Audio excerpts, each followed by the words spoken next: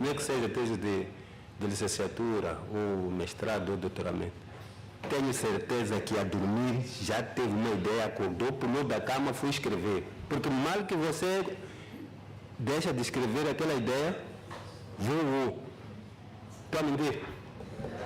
Então, pode ser que alguém, quando for para casa ontem, teve uma ideia para vir partilhar. Por favor, este é o momento, enquanto estamos à espera dos slides serem partilhados. Se ser um comentário, não há problema, pode estar livre de o fazer. Afinal de contas, este workshop é vosso, é vosso, não é do secretariado. Nós só estamos a facilitar. Então, tem que trazer todas as questões que acham que são pertinentes para a discussão. Estamos felizes porque o setor privado está aqui, né? Tem setor privado aqui. Então, já não há que reclamar. Nós não sabemos desse assunto. Vocês trataram sozinhos. Não, já estão a viver, né?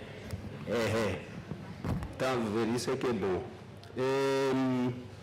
Tem colegas que vêm da AGT que trabalham só com origem das mercadorias. Aqui. Temos? Eu não estou a falar do jurista. Jurista tem a área dele. Estou a falar do expert que vem do Departamento das Regras de Origem. Temos aqui?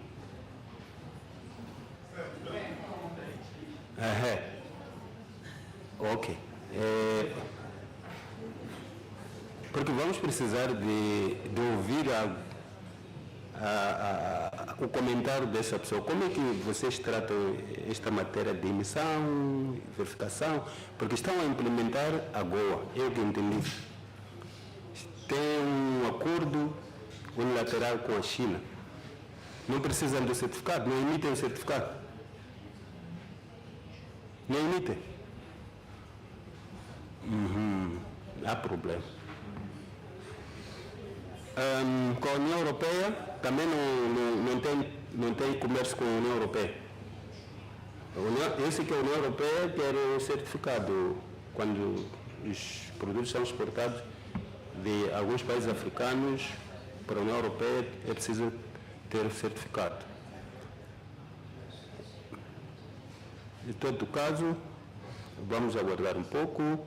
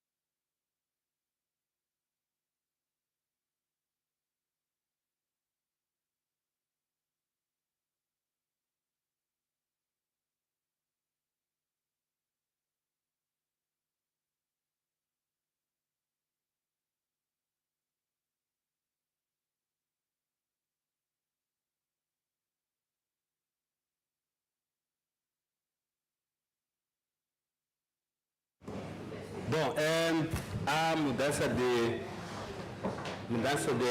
da ordem das atividades. Ontem, lembram-se que ontem houve uma pergunta aqui, na qual se poderíamos ter exemplos práticos do que é que estamos a falar. Então, antes de fazermos essa apresentação aqui, achamos melhor fazer uma simulação no sistema para vocês verem como é que este assunto funciona. Depois, vamos apresentar então as fases subsequentes, depois daquilo que eles vão apresentar ali. Os engenheiros informáticos já estão lá porque o cabo para projetar está lá, então já não poderão ver a face deles, só vão usar o micro lá e vocês vão ter que acompanhar a apresentação a partir daqui. Vamos começar com o engenheiro Mubanga, que vem da Receita, da Autoridade de Receita da Zâmbia. Ele vai fazer uma simulação de registro do exportador até como se ele tivesse um exportador que vai enviar mercadoria para Eswatini. Então, a Eswatini também vai mostrar como é que vai receber a informação e como é que vai tratar. Tudo estará aqui. Engenheiro Mubanga, are you ready? Yes, I'm ready. Okay, take us through, please. Obrigado. Bom dia. Yeah, so I'll take you through the process of exporter registration, and we'll move on to applying for an ECOO. So I'm showing you the implementation from the way we've done it from the Zambia perspective. Then my colleague here, Tando, will show you how an ECOO is utilized on their declaration on their end once it's received in their system. So we'll be beginning from a point where an exporter wishes to register as a registered exporter on the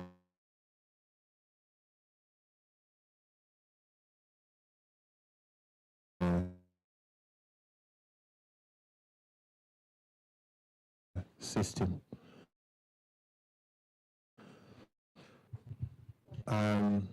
Like I indicated yesterday, our system from the Zambia perspective has been developed as a standalone. It's not the processing of the export registration and generating of ECOO. So for a new exporter wishing to register, they have to visit this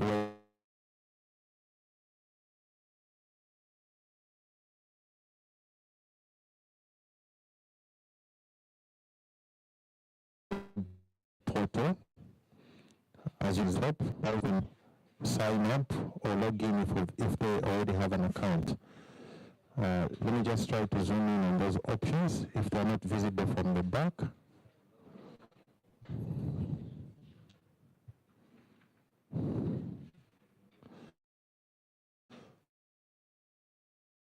So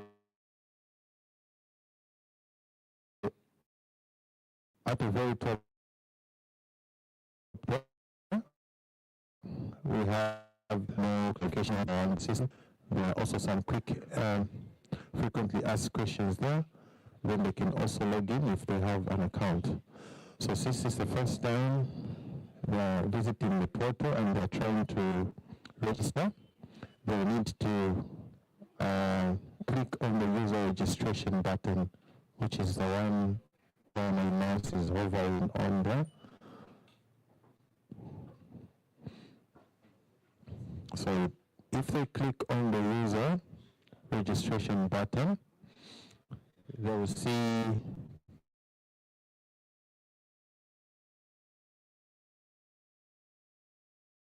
a pop-up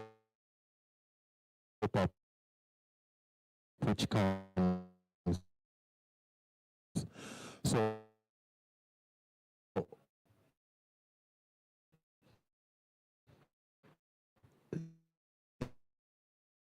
let me just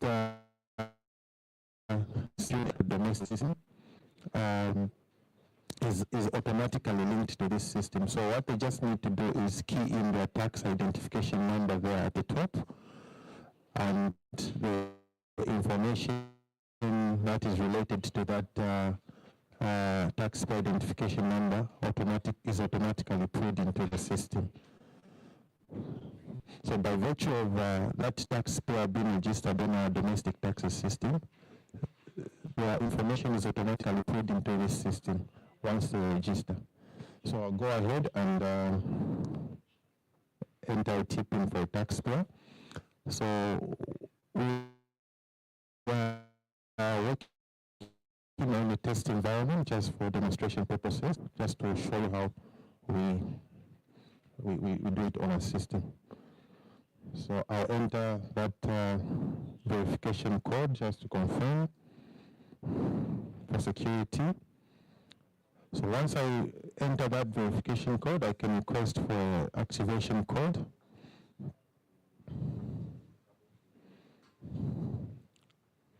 So once I request for an activation code, let me zoom in on that if it's not visible again.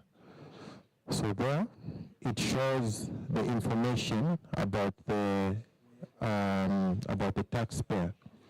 So it will populate all that information, and it has also sent an activation code to their email to allow them to activate their account. So I'll go into my email and check the activation code which was sent. I copy the activation and go back to the portal. Then I'll proceed to create my account. So it will ask me if I want to proceed with the creating of the account. I'll click yes to proceed. Then I'll get a success message there that my account has been configured. So after you receive that confirmation, a password is sent to your email that you will use to log in into the system. So from there, I can proceed to log on, providing the taxpayer identification number I used to register.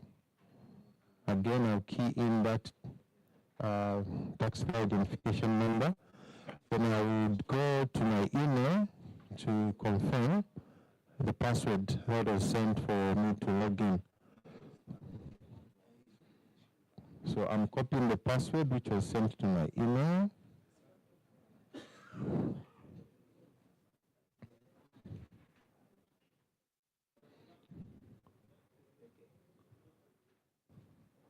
There's no translator?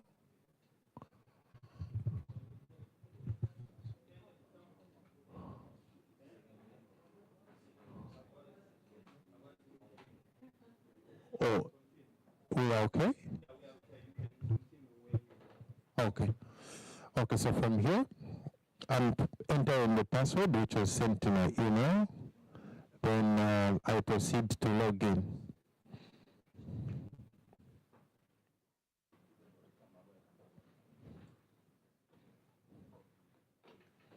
So once I've logged in into the system, this gives me confirmation that my account was configured. At this point, you'll see that the user has got access to various options there. So what we are seeing here, there are 4 tabs there. The first tab allows them to submit an application as an exporter.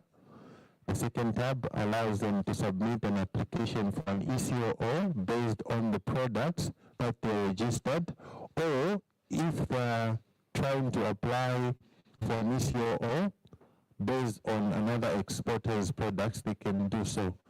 Then we have also the tab there, which allows them to track their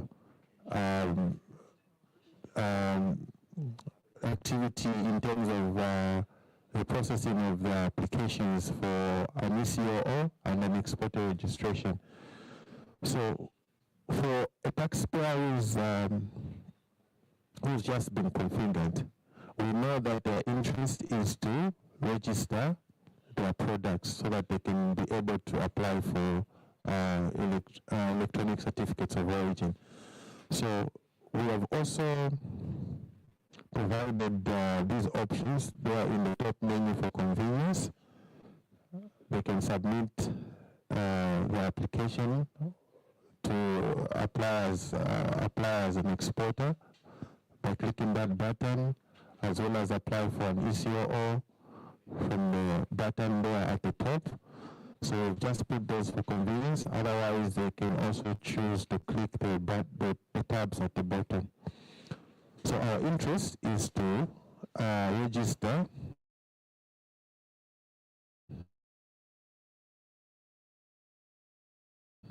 products as an exporter.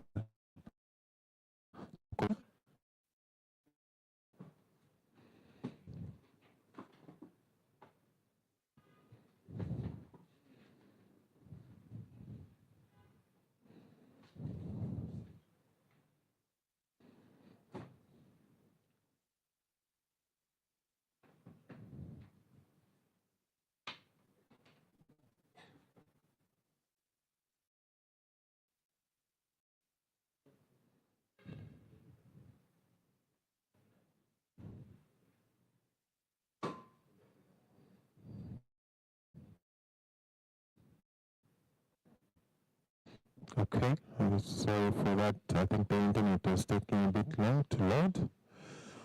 So once I click on the tab to submit an application as an export, we see this form which is presented for them. So what this form does is it pre-populates the information about the taxpayer. Remember, they didn't have to provide their name, address, or phone number. All this information is already put by virtue of them being a registered taxpayer on the domestic taxes system. So we are able to pull all that information, and they do not have to go through the process of providing that information for us. So at this point, they can just go ahead and indicate whether they are the producer or a non-producer. So what this means is, depending on the option that they choose here, when they indicate that they are producer of the products that they are applying for, it means that they are the ones who are growing or producing those products. If they are not a producer, it means that they are registering products that are produced by a different exporter, but they want to be generating certificates of origin based on those products registered on a different exporter's account. So we go ahead and indicate that they are the producer, and at this point now, they can go ahead and add the products that they wish to register. At the very left there, where my mouse is hovering, there's a button to allow them to add products. So if I click on that button, we see that a new row pops up there at the bottom. I hope it's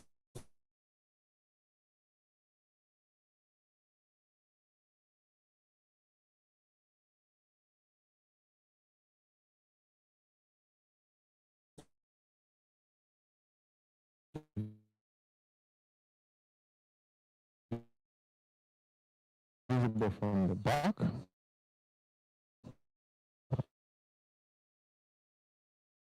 I'm trying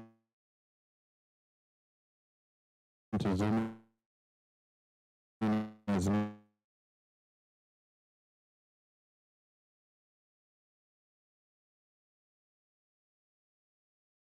so they can pick a product from here. It's quite a long list, so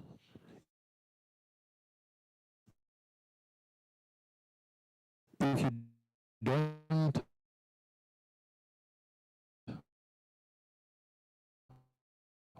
want to for you so that you can easily. So let me say I want to register maize as part of the products. I want to register under my exporter registration. I can type maize there and select it. Then you can provide the brand name for the maize that you're registering.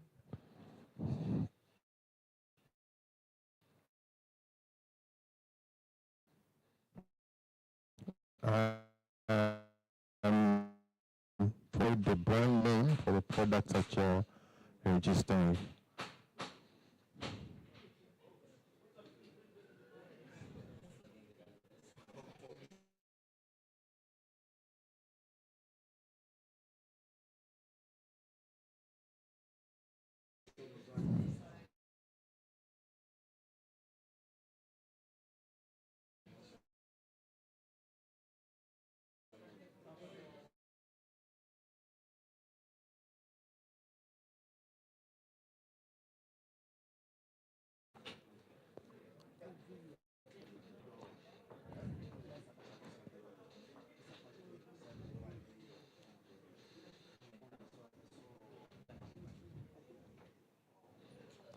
I think it's our engineers who are working on the other floor, I presume.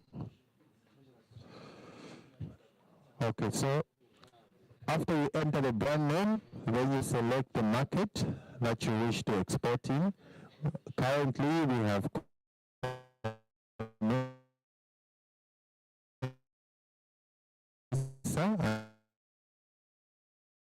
and SADC,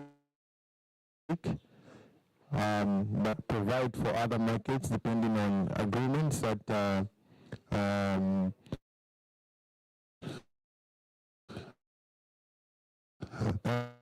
have been established between the countries. So, criteria, I'm picking P because I know this product is wholly produced. Then it will ask me to enter the producer TP there. Because I already indicated that, it automatically populates my identification number because I'm a producer there. Again there, it will ask me to provide the production type, so it's wholly produced. So I can proceed again to add as many products as I like if I'm registering for many products. So all I need to do again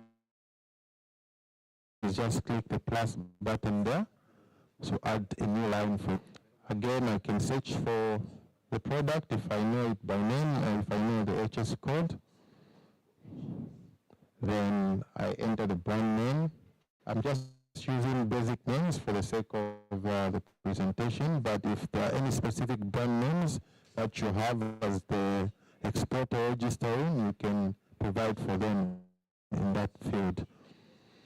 Again there, I'll proceed and pick the wholly produced and do the same for the other one.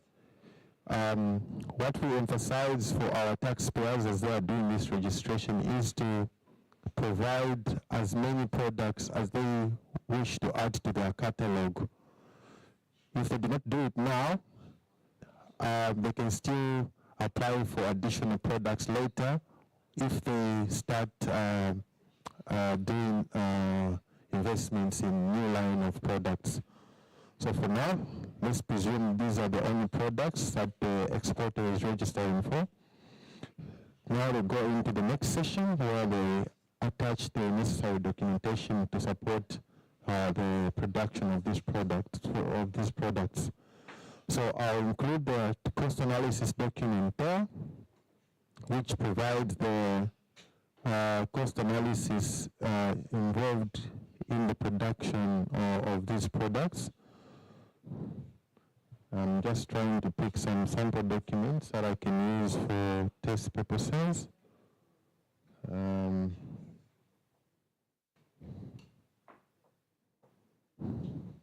just picking random documents for the purpose of testing.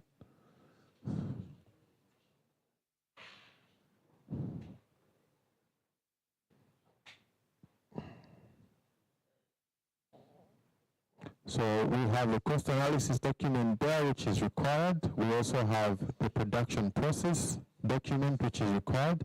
If you remember, Dr. Cynthia there explained how exporters are required to provide the documentation of how the production process is done. It can be a document highlighting the steps or a document highlighting the flows of how the production is done. Then there's also need there to attach any additional supporting documents. You can go ahead and attach those.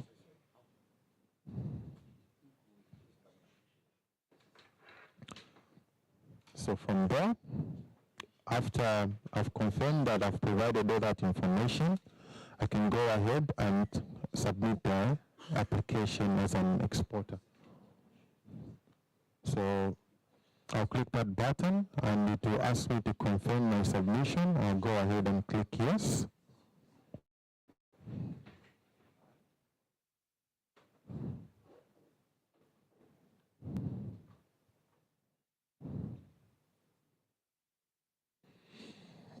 So there's a lag in the network. We'll just wait for the feedback.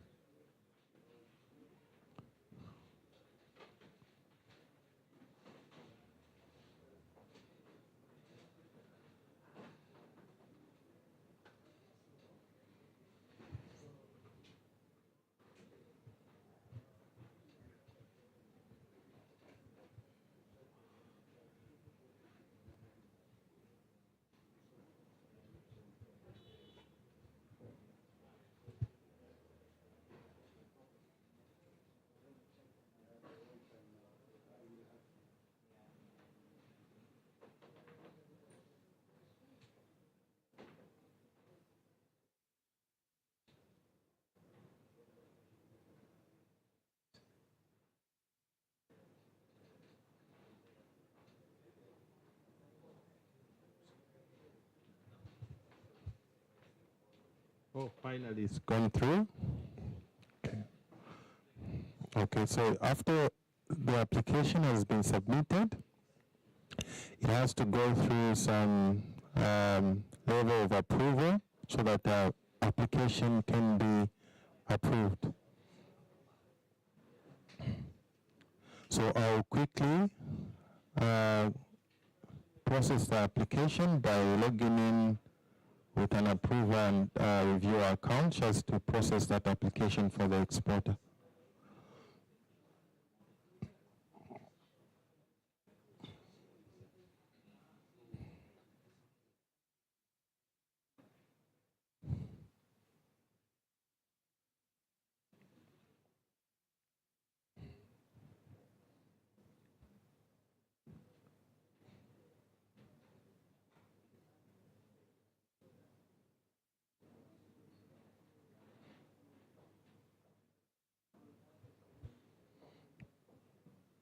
So what I'm doing is what we call a back office process where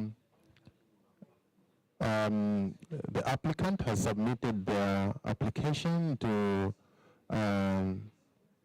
the appropriate office. So in our case, it's we have got the unit called International Policy is responsible for processing these applications.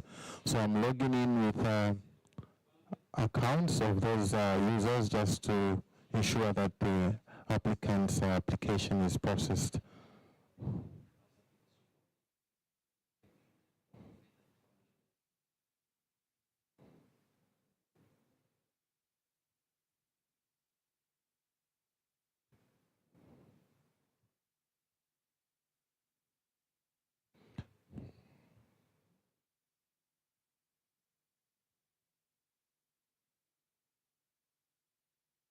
The password for this user expired. I'm just quickly updating.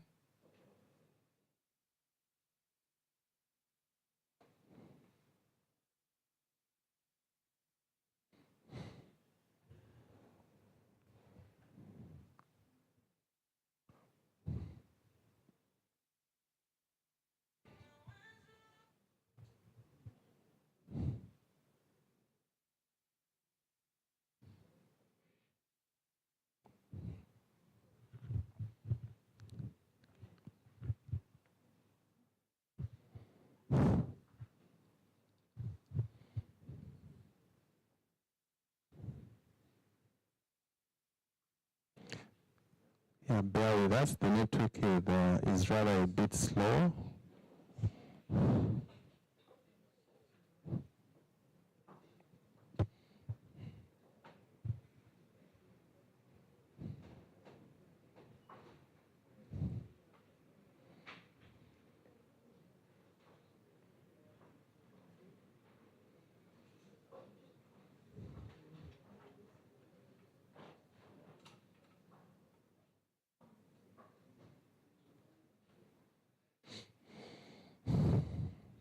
So the responsibility of this user I've logged in with is to log in and assign the submitted application to the appropriate officer to work on it.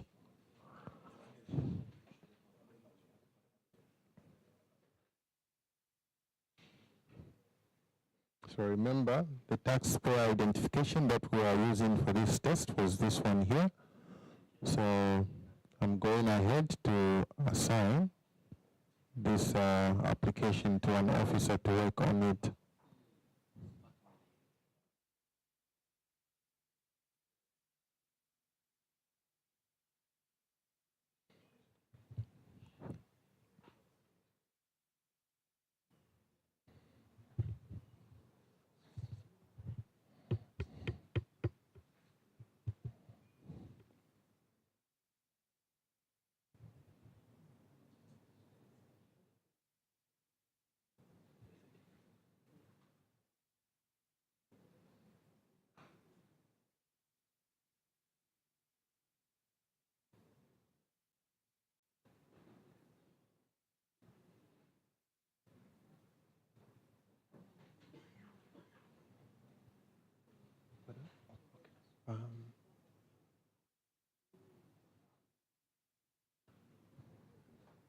Portanto, se entenderam, a informação já foi processada na autoridade tributária da Zâmbia.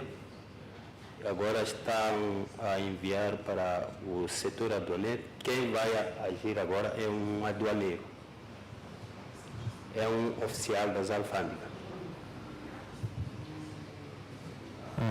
Just allow us to switch to a different network.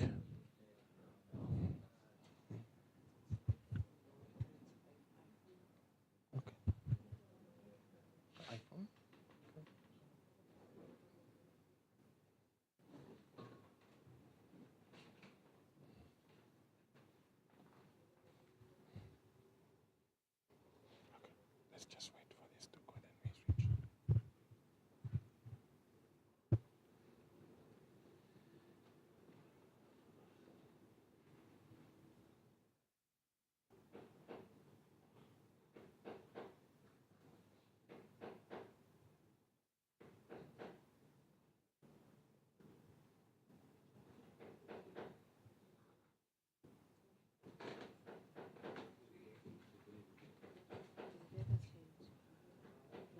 change that.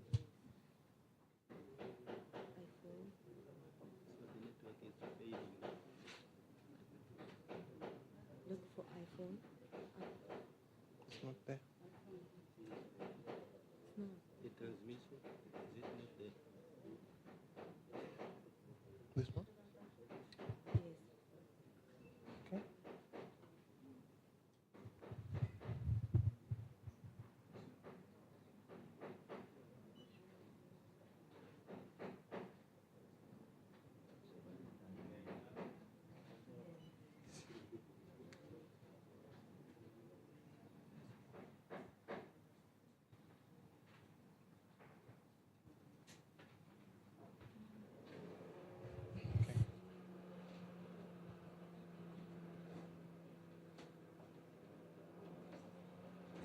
Right.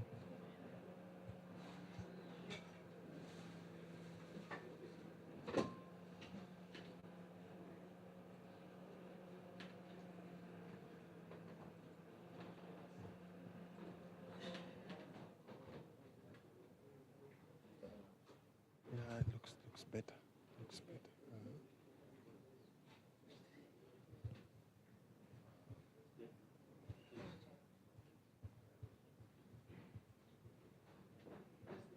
Yeah, I think this one is better.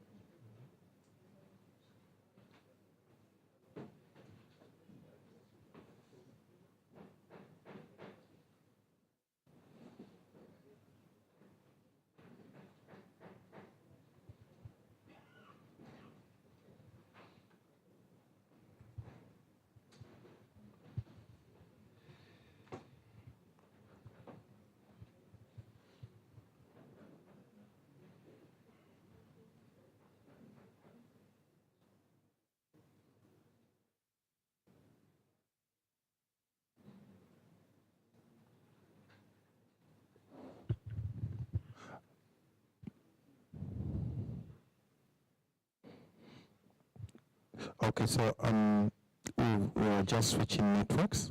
So I've logged in as a viewer. So at this stage, the application for that exporter has been assigned to a viewer to work on it. So remember, like Dr. Cynthia explained, once this application has been assigned to a viewer to work on, they're going to do the physical inspection at the exporter's place of production, just to confirm that the products that were submitted for registration are indeed the products that they are producing, and just to confirm that the production process that was submitted is indeed what is documented in the documents that they provided.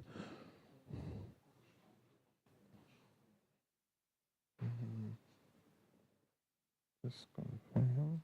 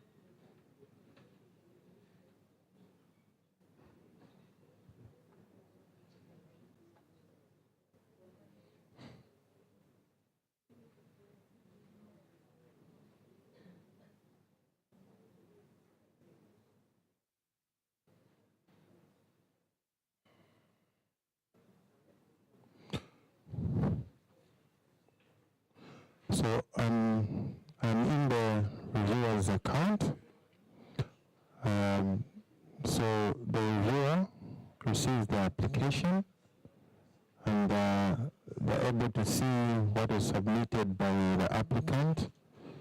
So you see these are the two products. There's maize and soya, which was submitted. They can also view the documents that were attached for that application. Then they are at liberty to change the criterion based on the inspections that they've done. They can update those fields just to ensure that they're processing the correct information. Then they can also update the products if in their processing they discover that something was not correctly submitted by the applicant. They can make those updates on behalf of the applicant so that the correct information is provided for. But once they confirm that everything is okay, they can view the documents that were submitted. Remember, these are just sample documents. Don't mind what's the content of the document. Just showing you that they can open and view the documents that were submitted. So in the review process, after they've done the due diligence and the inspection that they did at the exporter's production site, they are required to submit a report indicating their findings when they did the inspection. So again, I'll just attach a sample document and proceed to process the application. So if the information that they found is correct, they can go ahead and recommend the applicant for the application to be approved. So I'll just indicate a simple comment there just to confirm that everything is okay.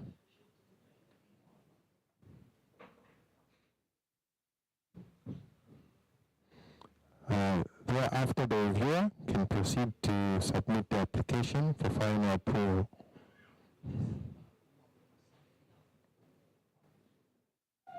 So there it indicates a message there providing that the exporter application has been reviewed. Now all that's left is to log in as the final approval to check and approve that application. So I'll quickly log out of the reviewer's account.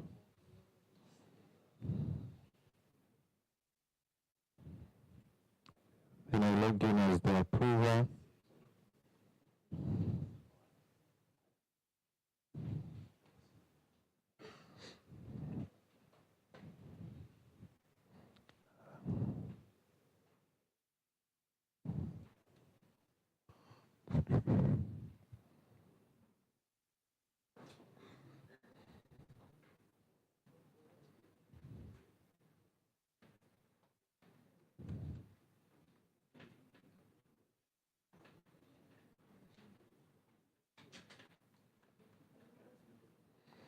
So once the approver logs in, they'll find that application sitting under the reviewed applications.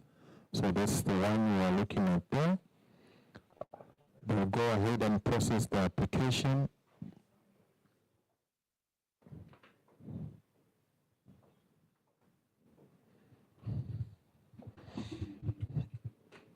So again, they'll be able to see the details that were submitted by the applicant and all the documents which were attached, as well as the reviewer's report who did the physical inspection. So at this point, if the approver is also okay with the details that they've seen, they can go ahead and approve the application. So from there, I'll click on approve just to confirm that application. So the application has been successfully approved.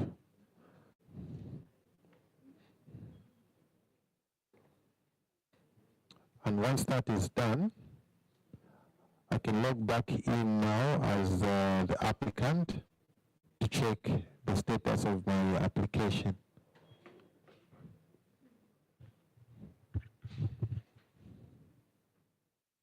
So I'm logging in as the applicant.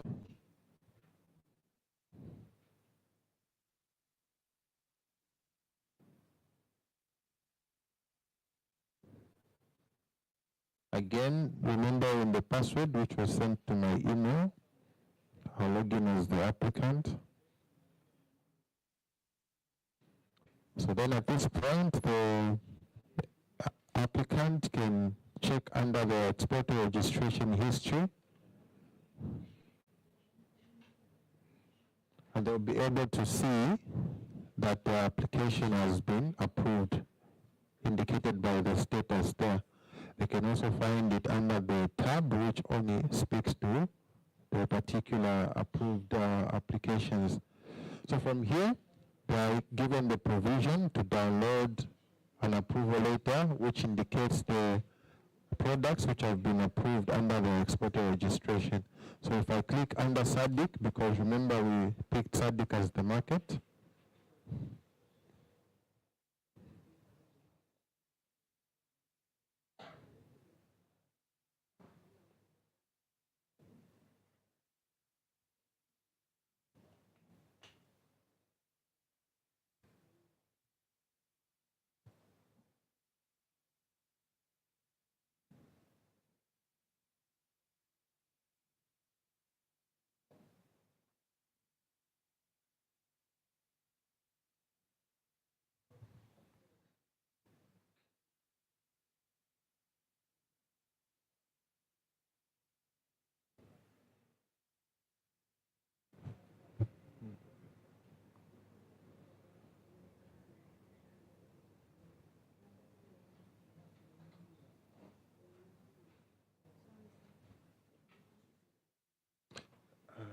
the network.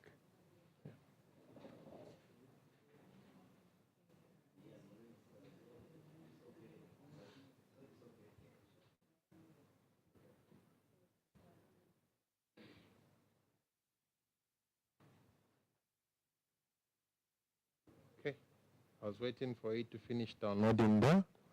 So if I open that, so once they'll be able to see the approval letter from SADC there. So this shows them that the application has been approved, and those are the products that they are authorized to trade in as an exporter, and they're given an exporter registration number there to uniquely identify them in the system as the exporter. So after they have this, they can now proceed to apply for an ECOO. So from here, I can go ahead and apply for an ECOO based on the products that have been approved under my account. So I'll click on apply for ECOO.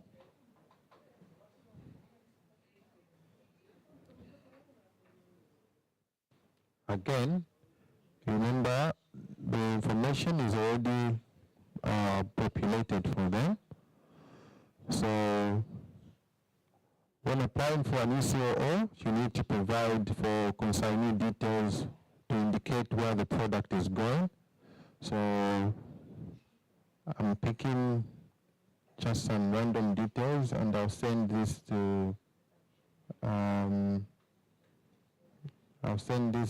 Eswatini.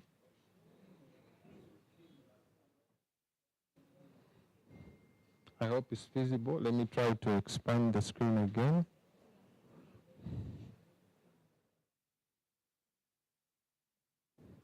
So I'm providing the details for the consignee, who is the importer in the other country. Then I'm indicating the type of certificate, so it's an issuance. There are three types that you can consider for the certificate. Issuance is a new certificate. Retrospect is where you apply for a certificate after the declaration has already been processed and you choose to do it at a later stage, you can use the retrospect. Then the issuance is for a certificate that was maybe lost or you need to have it changed, but in an electronic environment, we do not basically need the issuance of a certificate because there is a very rare scenario that we can lose a certificate. So these are the options you have for the certificate type when you're applying. Then there's a mode of transport you can choose from there. If your goods are being transported to the other country by road, you choose the road. If they're being transported overseas, you can choose water, or if they're coming by rail, you choose rail or road. Or if they'll converge into different mode of transport, you can indicate as many as you know the product will be transported on by just indicating by ticking several of them in that box. But if you are certain that your products will just move by one mode of transport, you just tick one. So for the sake of demonstration, I'll just choose air. Then I can go ahead now and indicate which product the certificate is being applied for.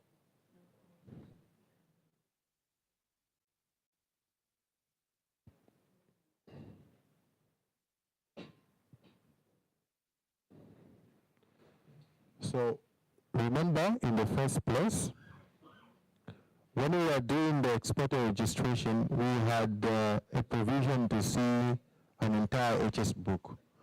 But now, when applying for a new COO, the exporter is only able to see 2 products because these are the products that were approved under the exporter registration.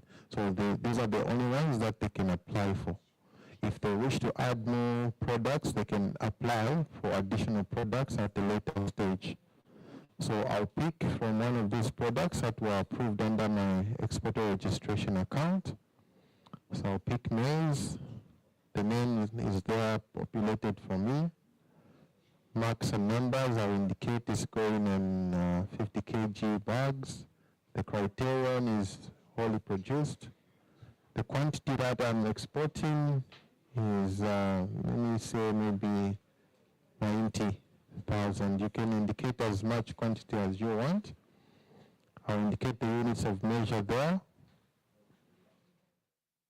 The invoice number and the invoice date, I also provide for that. Then in my attachments there, I need to attach the invoices in relation to this export for this product. So the invoice number should match what you've indicated in this field here. Again, I'm just picking some random documents for testing purposes.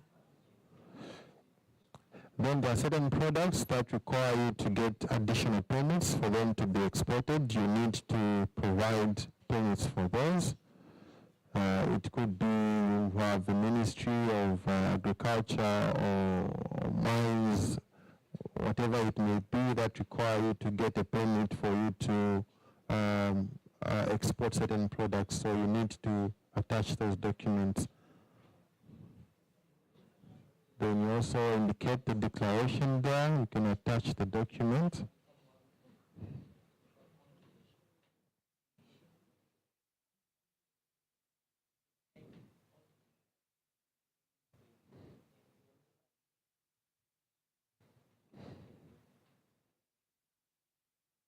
Once that information is entered, the applicant can proceed and submit the application.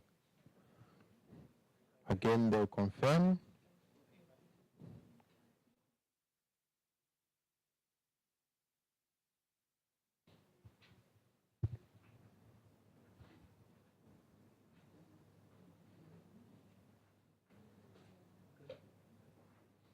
So the application has been submitted successfully.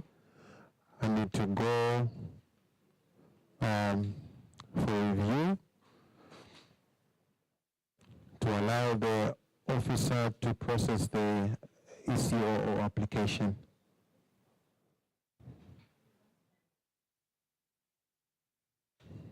So I'm logging out of the applicant's account and going into the officer who has received that application. Just allow me to confirm under which officer it's sitting with.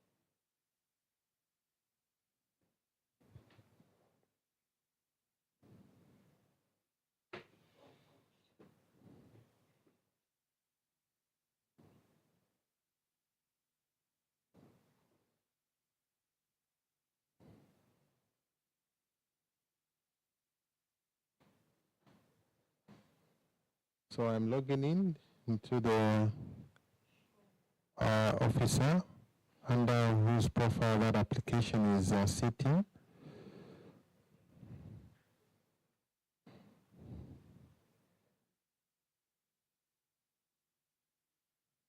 So when I log in as the officer, I'll find the application under my pool. This is the one there at the bottom. And I'll proceed to process that application.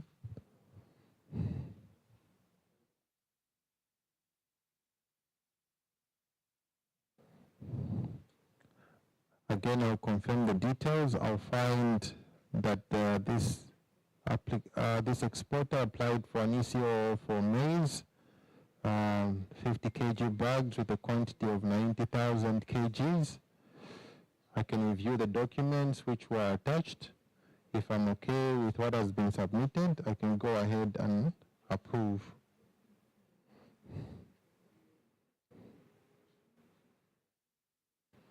So at this point, I'll click the approve button, and the application for the ECO is successfully approved.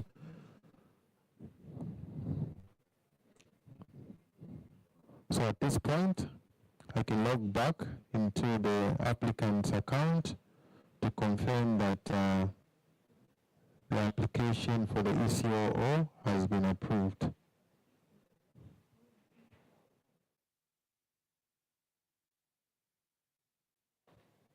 So once the ECO has been approved, it is sent to the importing member state, depending on which country the exporter indicated that they're exporting to.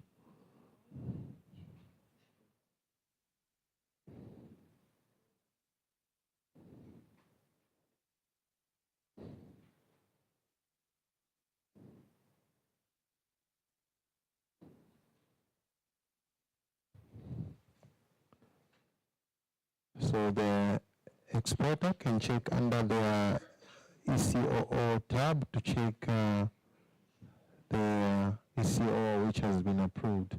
So if you see under the approved tab, they'll find the approved electronic certificate of origin application there. So I can view it just to confirm.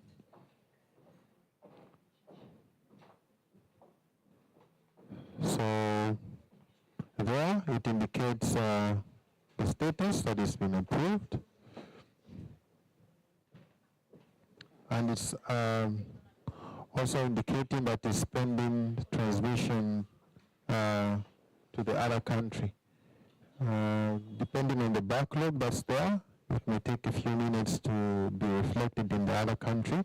But at this point, the applicant can still print the approved SADC certificate there.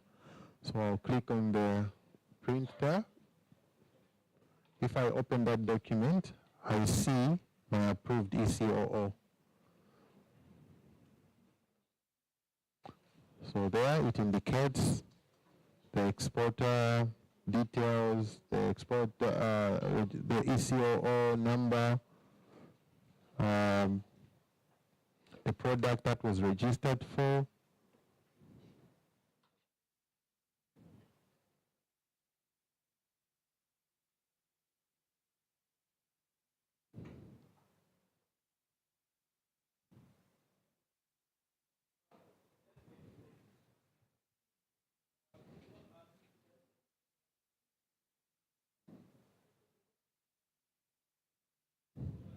That's the top.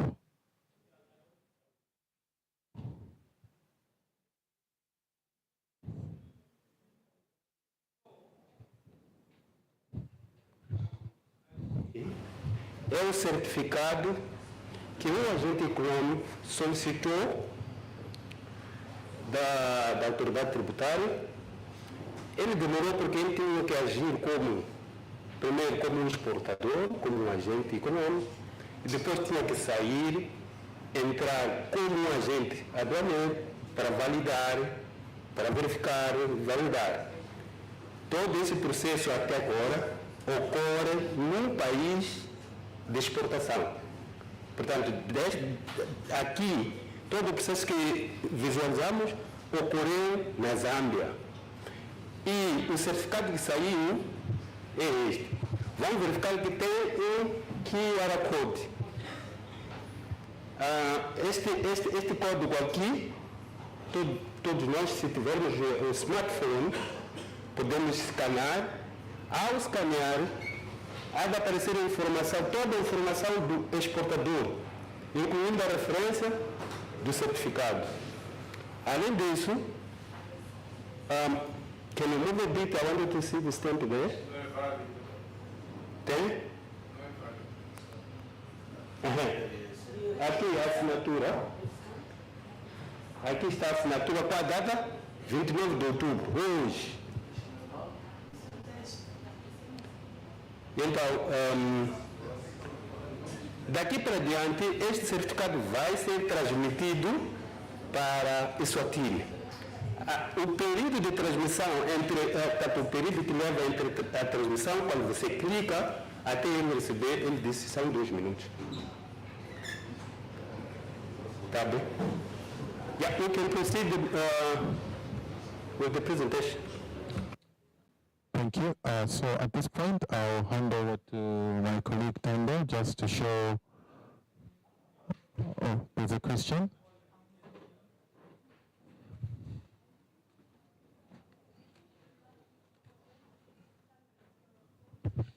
Well, you want them to scan the QR code?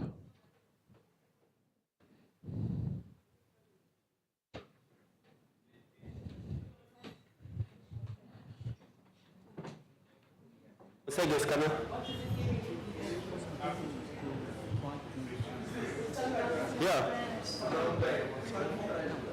Muitos já estão conseguindo escanear. Parece que alguém teve dificuldade. Tem que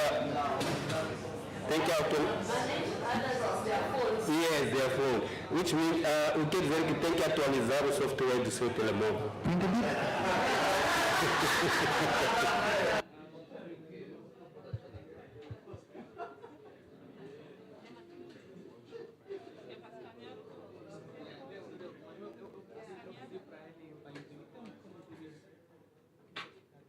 Basta ser um Android ou como é que chama aquele...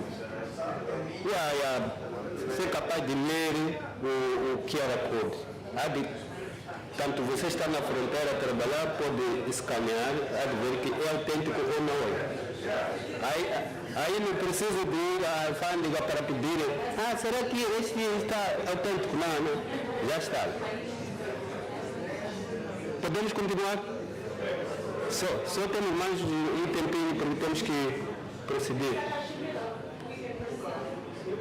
Engenheiro Cachemiro, you can proceed. Are you done? Yes, I'm done. I'll hand over to Tanda.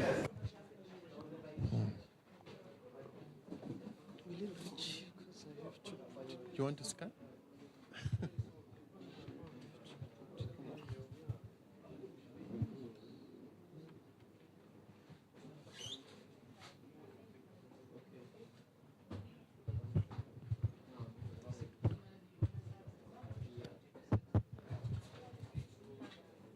Good morning, colleagues. From my side, I will just be continuing from where my colleague Kashmilo has ended. So what I will be demonstrating from my side, it's basically what happens now on the importing member state side. So as we said yesterday, that from the Eswatini side, we handle the certificates of origin inside our ASICODA system. So what we did, we created a module inside the ASICODA, which basically handles the certificates of origin. So the module, we call it the e-certificate. Here we have different binders. We have a certificate binder, which basically is responsible for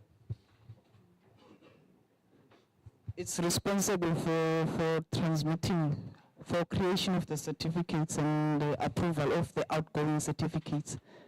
And then we have the exporter registration part, which is the one that handles the workflow of applying to be an accredited exporter. And then the certificate received part is the one that basically is responsible for receiving the certificate from the exporting member states.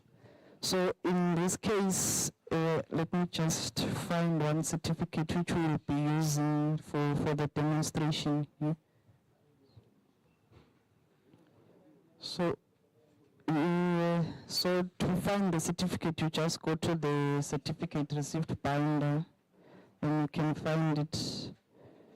And here we have two certificates that are currently there. And for the main reason for the e-certificate of origin is to eliminate the use of that PDF that that was being demonstrated there. So in that case, because we are already integrated with Zambia, what will happen once the certificate has been approved by Zambia, our ASCODA system will receive it, and this is how the information will look in our system. It will basically indicate the country of origin, it will indicate who the exporter was on the Zambian side, and who the importer is in Eswatini. It will also indicate the HS code of the goods that are supposed to be on that particular certificate of origin, and the quantity. The quantity is important because we have to limit the importer to only import goods that are in that quantity, not more than what is captured in that certificate of origin. So what I will do now, I will demonstrate how we expect the importer to use this certificate of origin. Oh, expand. I'm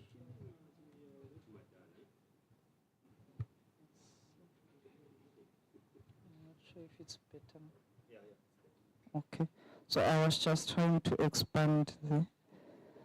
So how we expect the trader to use the e-certificate, it's basically they have to lodge an import declaration, which is, in our case, it's an IM4. So to save time, I had already prepared a test declaration, so I'll just import it here. And here we go. So it is already imported.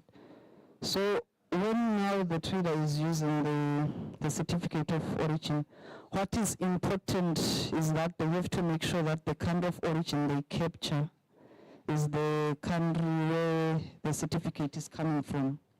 Also, the country of export has to be the country where the certificate is coming from. So I will proceed to capture the declaration. I'll just reference it as a test. So the country of export is already captured there. And I'll just, for the currency, I'll just use the US dollar, for example.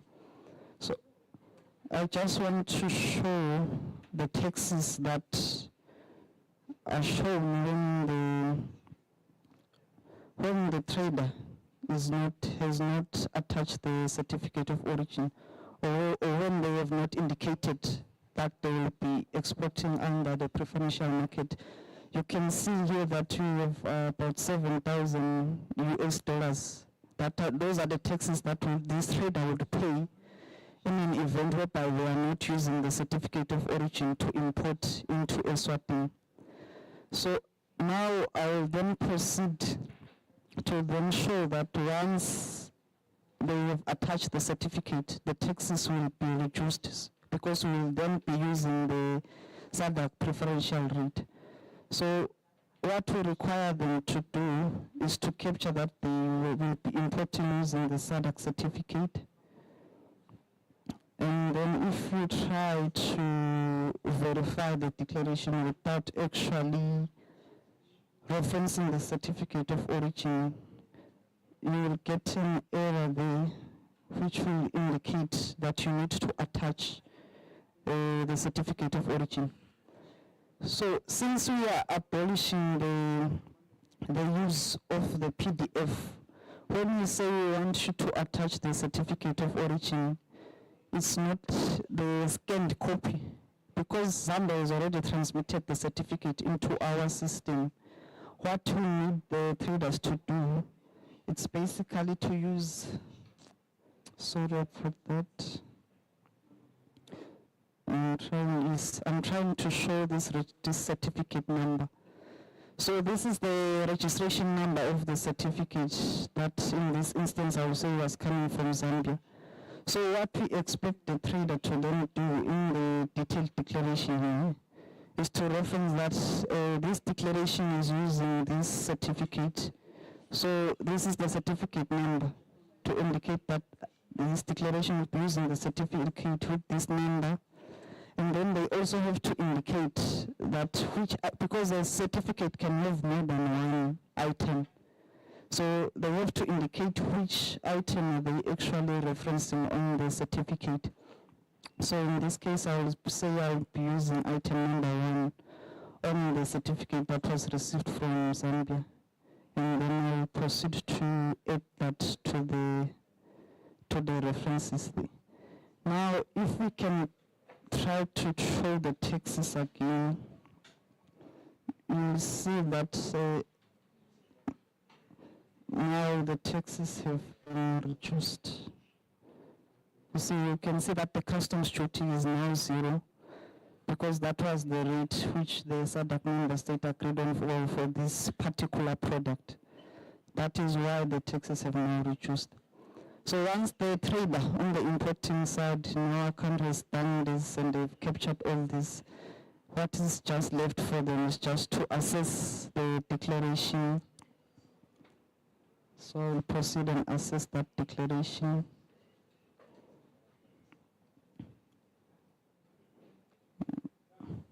Yes.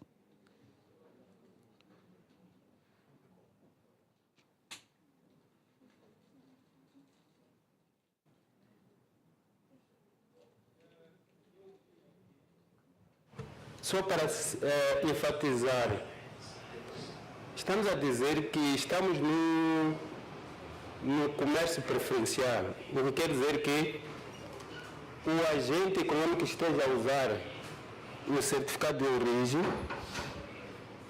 está isento de pagamento de direitos aduaneiros só. Direitos aduaneiros só. Por isso que tem um zero aqui.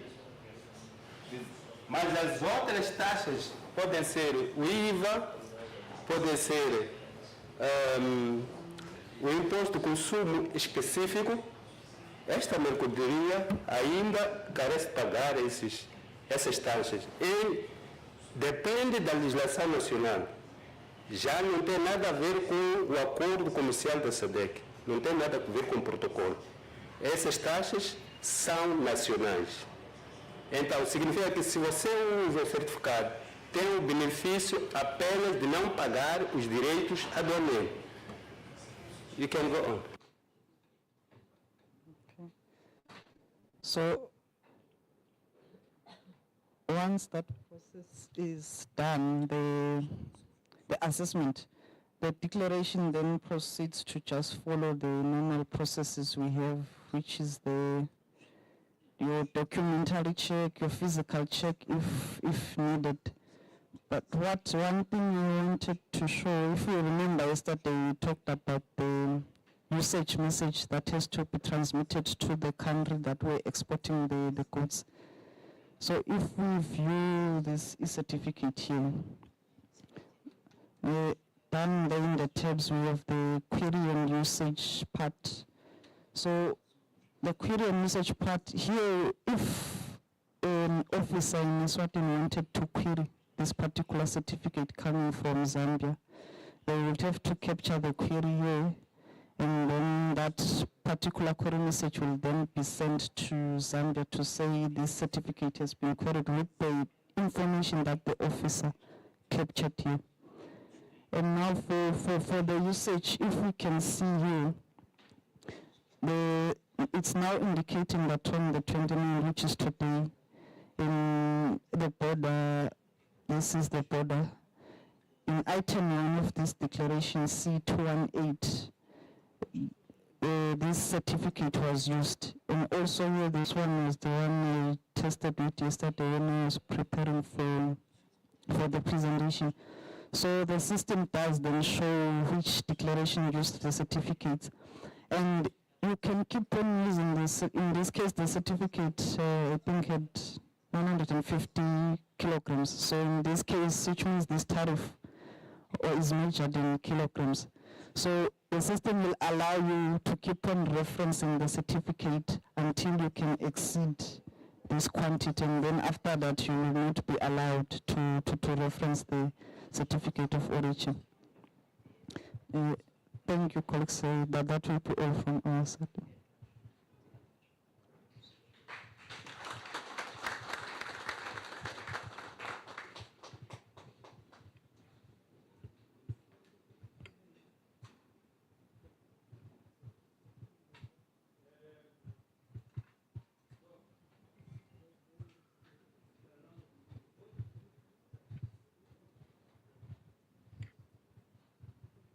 Bom, esta sessão já terminou. Podemos ir ao pequeno almoço, um coffee break. Depois voltamos, vamos apresentar já os passos subsequentes a estes aqui, que a Madame Cíntia vai nos apresentar. Muito obrigado e tenham um bom apetite.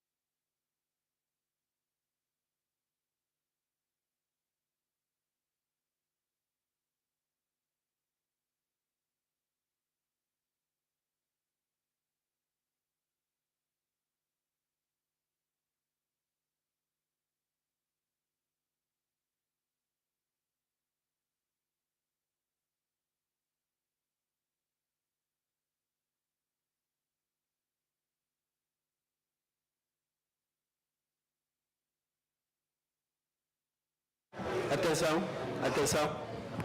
Já podemos começar. Pedimos aos técnicos para projetarem a apresentação anterior. Yeah.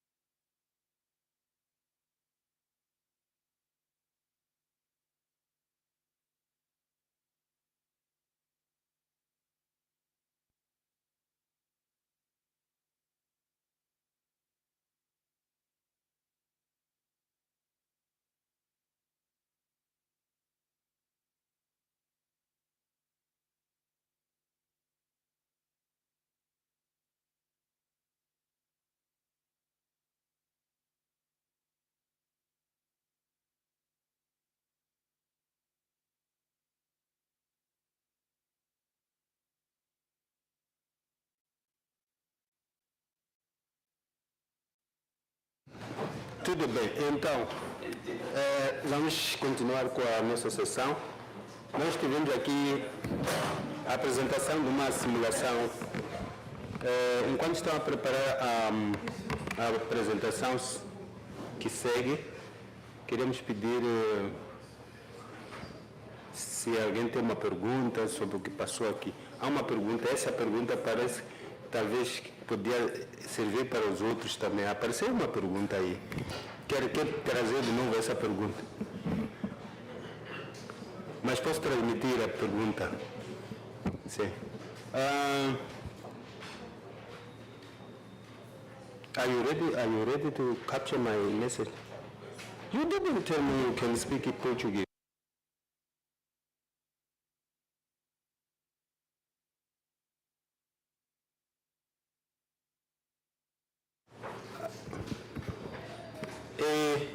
Durante a apresentação, ou durante a demonstração, apareceu uma pergunta que estava relacionada com a disputa entre as autoridades aduaneiras e o cliente, neste caso o importador, neste caso.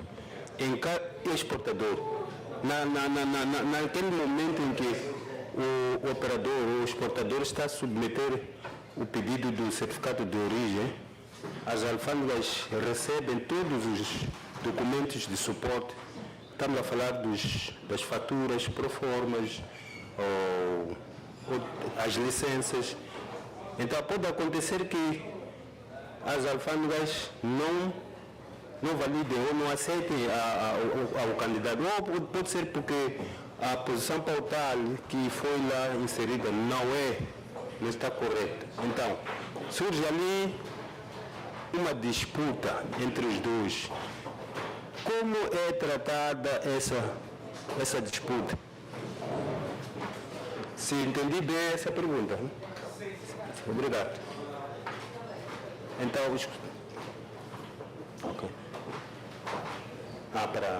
Ok. Então, não sei se os colegas querem dar alguma resposta.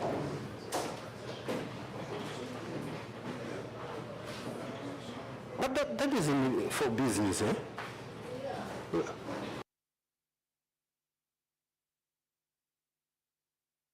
Pedimos o microfone. Quem pode nos providenciar o microfone?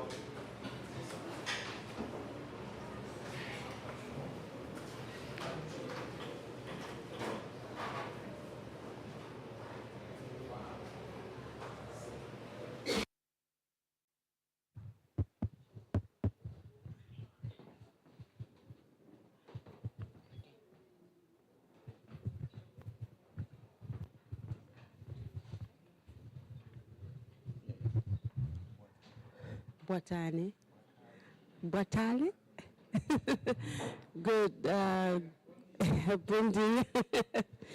I'm not too sure if I got the question correctly, but I think from what I'm able to understand is where a certificate of origin has been received in a country and then customs has an issue with the importer. So it depends what the issue is, and in the manual environment, we write to the exporting authority requesting to find out issues that we may have noted on the certificate of origin. There are various issues that we note, but in the manual environment, they could relate to, is this exporter registered with the competent authority, who could either be customs or the Ministry of Commerce? And sometimes the other issue mostly would be, is this signature that has been appended on this certificate of origin matching the one that has been circulated from the country of export? Or is this stamp, or sometimes it could be, and in most cases, could be the criteria that has been used on the description of the goods that have been imported. So in the manual environment, we get to write as customs to the competent authority in the exporting country requesting for those details. And in the meantime, once that is happening, remember, we need to facilitate trade. We then ask the importer to pay a deposit equivalent to the taxes, and we only refund that deposit upon verification response from the exporting country. If they say everything is okay, then we proceed to give a refund. In cases where everything is not okay, we then collect those taxes. This also applies the same in the electronic environment. So in the electronic environment, the process of verification is much simpler. We can check it using the QR code, like you're able to scan. We can also check if it's on the system. And that's all I can say for now. Thank you. Thank you.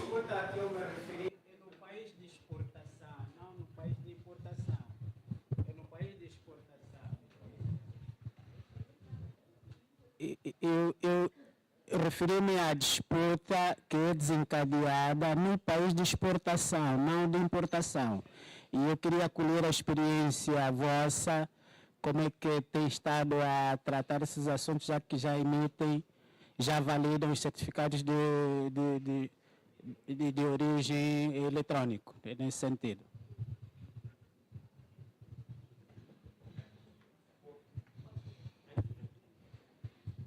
Okay, so you are asking the experience we've had now after the developing and the issuance of certificates of origin.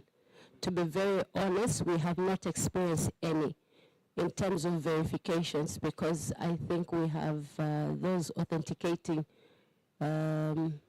methods that I mentioned, the QR code, checking if it's on the system. So currently in the electronic environment, we haven't had, but in the manual, we have had, because of signatures being different from those that were originally communicated to the importing country. But in the electronic, we haven't had. Thank you. Okay, let me add on that.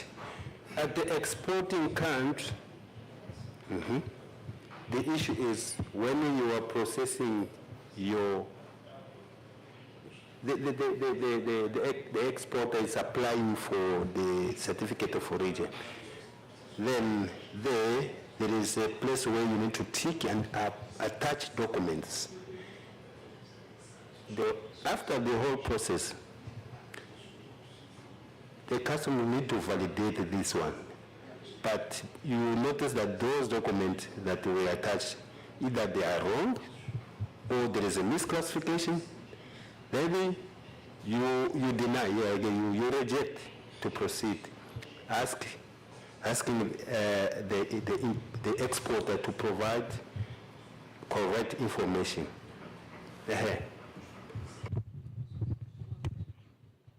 Okay, good morning, colleagues. If I could respond to what Alberto has just said. Speak loud. You will recall that yesterday, during our presentations, we said that after the inspection has been done, the goods that have been authorized are automatically registered in the system. So when you submit an application for a certificate of origin, the system will populate the description of the goods as well as the tariff code that was approved. So there is no way that we will have an incorrect tariff code because the system does not allow any tariff code that is different from the one that was authorized. Thank you. Yoruba. Oh, okay. So,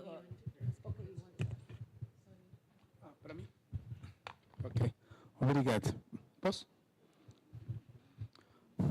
Para não ser ultrapassado, porque aqui a conversa com os formadores está bom e para não estar a ser um exemplo que queremos seguir. Na medida que os preletores estavam a fazer a apresentação, surgiram várias questões, tanto o primeiro, o segundo e até o terceiro. Mas eu vou me ater aqui relativamente a SADC, que é a nossa integração. A primeira questão é, nós, ao entrarmos para a SADC, alguma complementariedade com a zona de comércio livre africana, o nosso modelo de funcionamento? Como é que está a ser previsto, como é que está a ser acautelado essa entrada da SADC para a zona econômica que é mais alargada? Primeiro ponto. O segundo ponto é que se nós estamos a ter estas apresentações, essas aulas, esses exemplos, é para liberar o comércio, simplificar e aumentar o volume de trocas comerciais. E no exemplo, acredito que o último exemplo falou sobre algumas limitações de alguns produtos. Mas isto também não será uma barreira para o crescimento do comércio regional? Não pode limitar? Se de antemão nós criamos já a limitação, isso também não vai inibir com que a nossa zona seja menos competitiva, visto que alguns países já trocam, mas não na dimensão do volume que se quer, porque soubemos de antemão, aqui na SADC temos economias, tem a primeira, segunda, terceira economia, e Angola acredito deve estar entre a segunda economia, e ao entrar nós também vamos fornecer muitos produtos que temos vantagens comparativas, podemos mencionar daqui a mais um tempo vamos ter capacidade na questão dos fertilizantes, né? Como é que será isto? Será que teremos cota para exportar para os países que temos alguma vantagem comparativa em detrimento de eles também fornecerem produto, vice-versa? E outro tema não muito importante que eu também aqui notei é relativamente à questão do sinal da internet. Isso pode ser um exemplo para alocar ao sistema do interface da SADC. Já pensaram se houver um blackout na comunicação de internet, não sei, indeterminado, uma semana, 2 dias, 3 dias, qual é o plano que está a ser gizado para futuramente não houver essas questões de internet? Muito obrigado.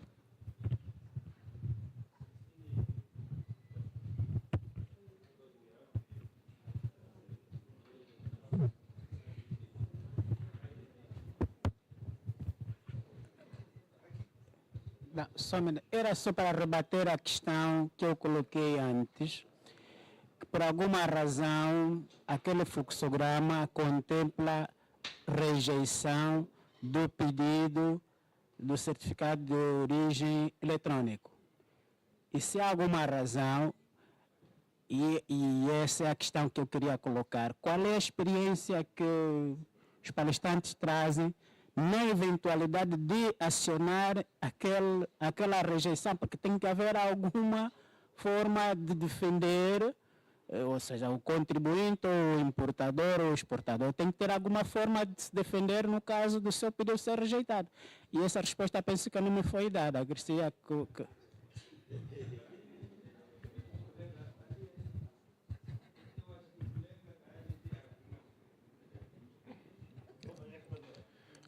Bom dia. Boa tarde já, não é? 12 horas. E a Vala Sambene. Posso sim dar um subsídio nas questões que foram apresentadas pelo colega sobre a zona de comércio livre da União Africana e da SADC. Na verdade, aqui temos que tratar mesmo como dois processos diferentes. Um é tratado pelo Secretariado da União Africana e outro é da SADC. E cada protocolo tem as suas regras de origem, tem os seus critérios. E não devemos, apesar da questão ser pertinente para nós, Angola, não seria uma questão a ser apresentada à equipa do Secretariado da SADC que vem cá apresentar.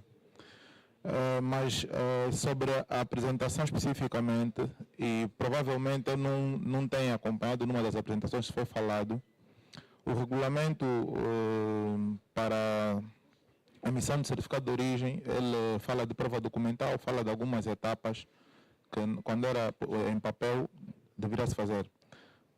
Já indo aqui de acordo com a questão do meu colega, a nível interno e da experiência com a solicitação no que foi feito, nós queremos perceber, para colher a experiência, os momentos e as fases para a solicitação do certificado de origem, nomeadamente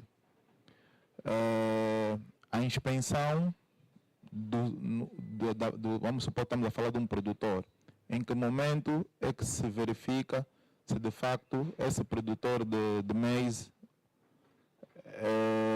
ele está a fazer o produto inteiramente obtido. Qual é esse momento?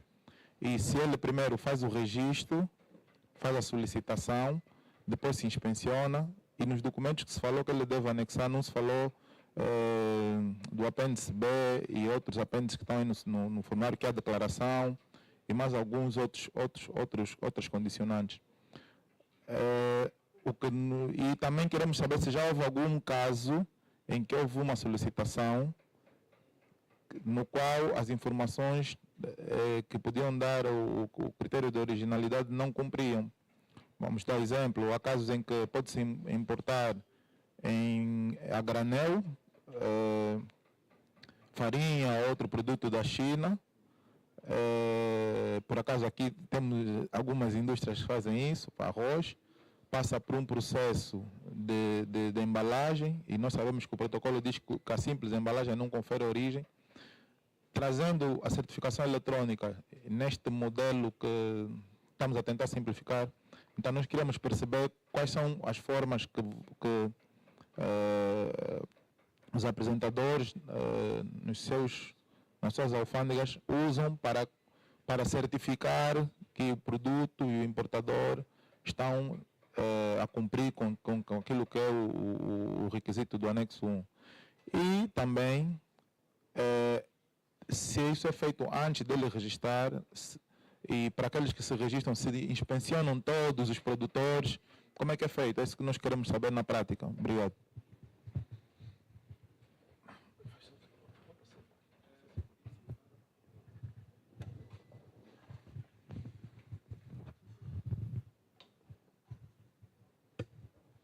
Okay. If I understood you well, the first thing that you want to understand is when do you conduct the inspection?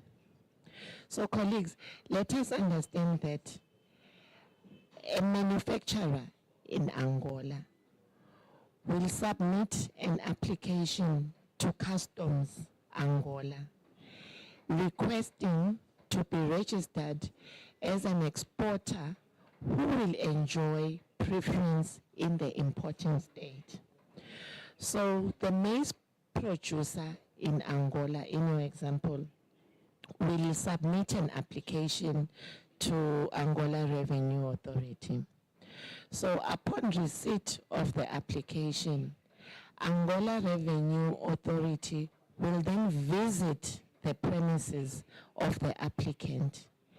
That is where they will conduct an inspection, observing the processes of manufacturing. And in consideration of the provisions or the rules that are in Annex 1 of the SADC protocol, they will then determine if the manufacturer qualifies to be registered as an exporter. So if the rule says the goods produced, let's make an example of the Milli Mill. If Milli Mill that has to enjoy preference in an importing state should be wholly produced, and the manufacturer in Angola gets maize to make the Milli Mill within Angola, then that producer qualifies. But if the producer in Angola buys Milli Mill from China, then that application will be rejected. That's during the inspection, that is what you observe. But if the applicant sources the maize meal from within, then it means they have qualified. The following step is for them now to apply for a certificate of origin after they have been registered. So when they apply for the certificate of origin, depending on how you will have developed your system, they will be issued with a certificate of origin. And that certificate of origin importing states, meaning the goods should be accompanied by the certificate of origin. So the certificate gives them 0 rate or a reduced rate in the importing state. I don't know if I'm explaining it well for you to understand.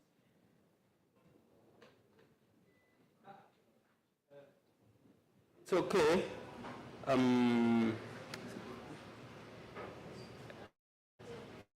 I think the training that is coming, they will sort out those things, because now we are going deeper to how to apply the origin criteria. So, and this is not meant for that. The next training that will be held, I don't know when, it will clarify those ones. So can I ask your patient to wait a bit? Engineer Mubanga, do you have anything to add? No.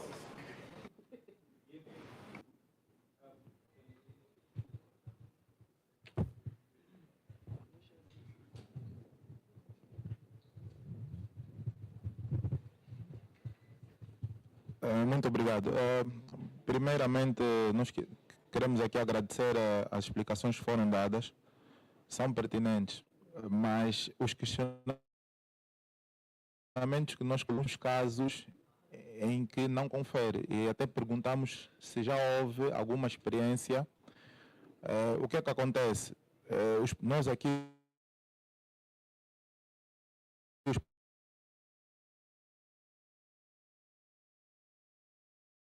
países africanos são extensos. Ele tem lá uma produção, tem uma fazenda. Este processo não é feito aqui no módulo de certificação eletrônica preferencial. Estamos a falar de um outro processo.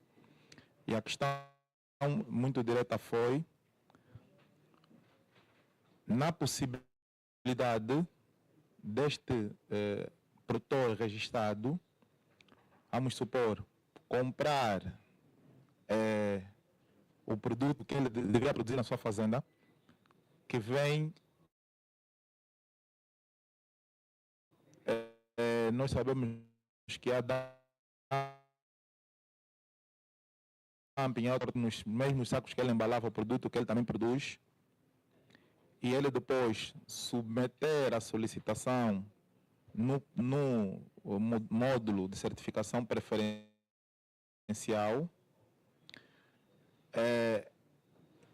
e eu quis saber agora, neste momento, como é que vamos verificar que essa indústria que foi registrada, e estamos a dar exemplos práticos, por exemplo, há 6 meses atrás, ele se registrou e fomos lá e vimos que ele produz.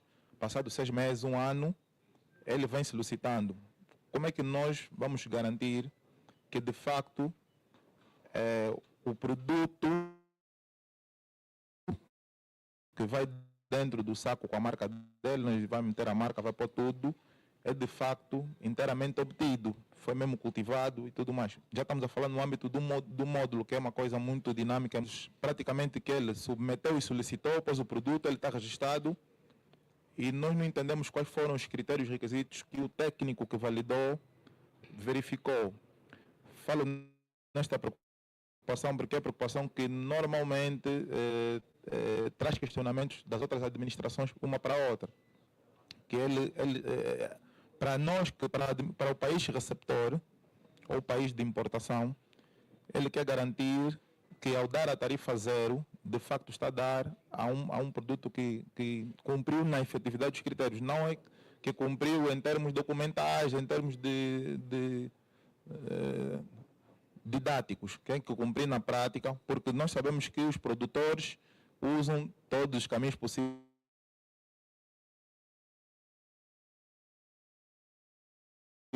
nos processos eletrônicos. Então, esta questão, vamos ver se nas outras apresentações poderemos tocar nesse ponto. Okay. Só uma pergunta, antes de entregar o meu.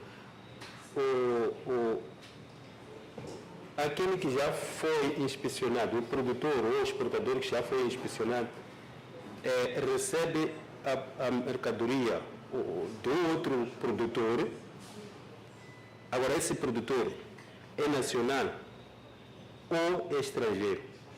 Bem, o que acontece na prática em África é que matéria-prima para a produção de pão, para trigo, esses produtos podem ser produzidos, podem ser comercializados na SADC com taxas reduzidas, mas não há proibição que eu, por exemplo, possa importar a minha farinha da China, eu como comerciante, para produzir. Então, há aqui algum risco de ter produtos produzidos e produtos importados de fora da SADC no mercado.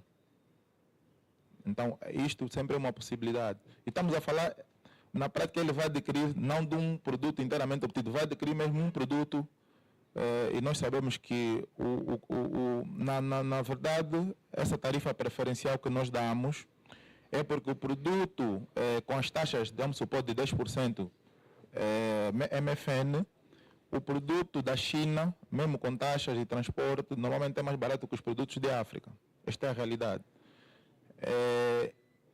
E apesar de se investir em produção nacional, quando há importação, mesmo com uma taxa, por vezes o produtor não perderá ou ganhará a comprar um produto que vem com um preço muito reduzido, que é a produção em massa. E nós, pronto, isso é o risco. Estamos a abrir aqui um plano de uma possibilidade de risco e como é que a experiência tem feito para mitigar esses riscos. Tudo bem. Do you want to come? Estamos a pedir uma. Yeah. You want to come?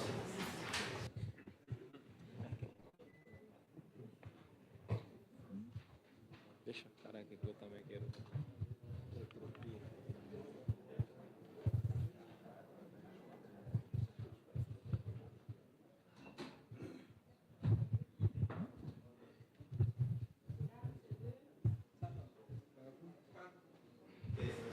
Can you hear now? Okay. From the questions I gather that there's need for a rules of origin training for starters, because it is from the rules of origin that you get to understand a lot of things. But because we have limited time, I'll try to just simplify, because I think as you were asking some of the questions, there's a lot of things that were coming in. So maybe we begin by this. You know, when trade agreements are signed by the presidents, like I had mentioned, there are a lot of elements that are brought up in there. There are taxes, quotas, and rules of origin. So when we talk about rules of origin, what we are saying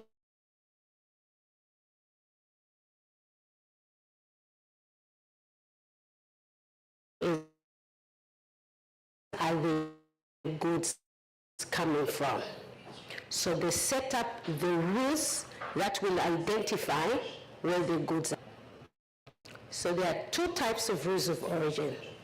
There's one which entails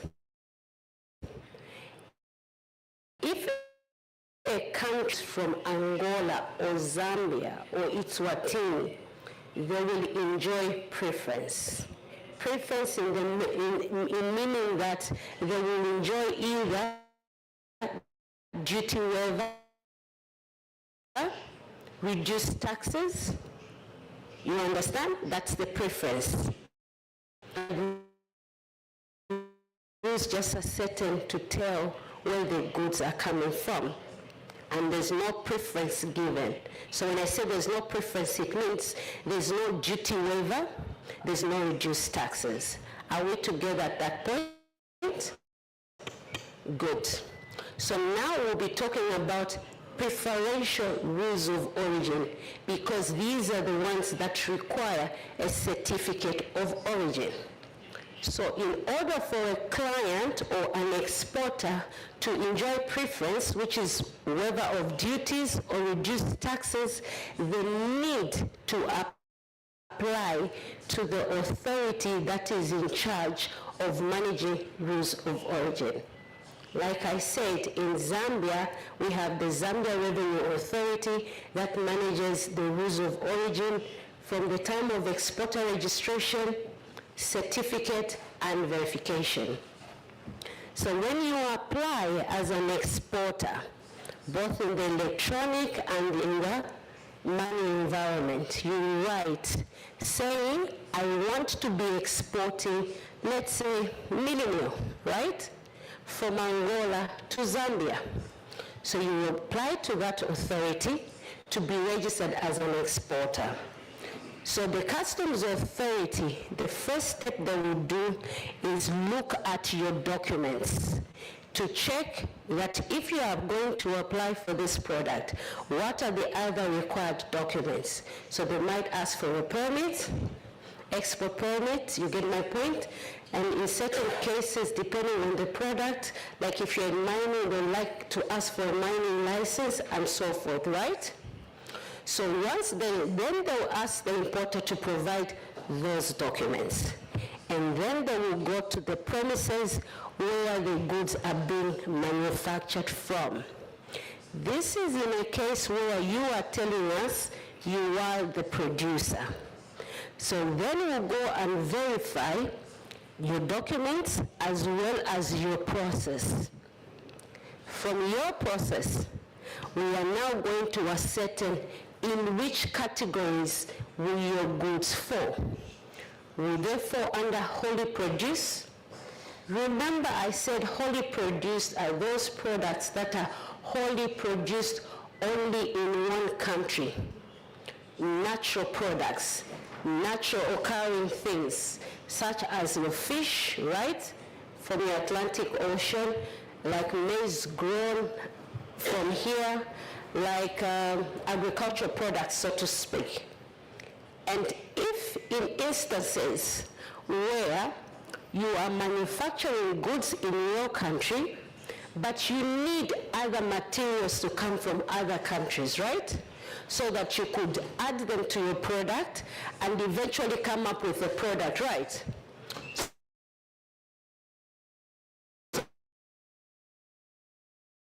if that is the case, it will therefore mean we will qualify it under substantially transformed. Explained yesterday by Mr. House said is, it is where there will be a change in the nature of the product, its use or character. Okay, so under substantially transformed, we have material contents. We are going to come and calculate how much has gone into making this and how much value in case we are using, because there's material content, value addition, and processing, manufacturing process. So sometimes according to a particular trade agreement, they'll tell you, for instance, if you're going to make a shirt, they'll tell you if you get maybe cotton from another member state and you've got the material here, you make that, that's under accumulation, it's a little bit deeper, but you make that shirt, right? We are going to look at that shirt and say, where has the value been added more?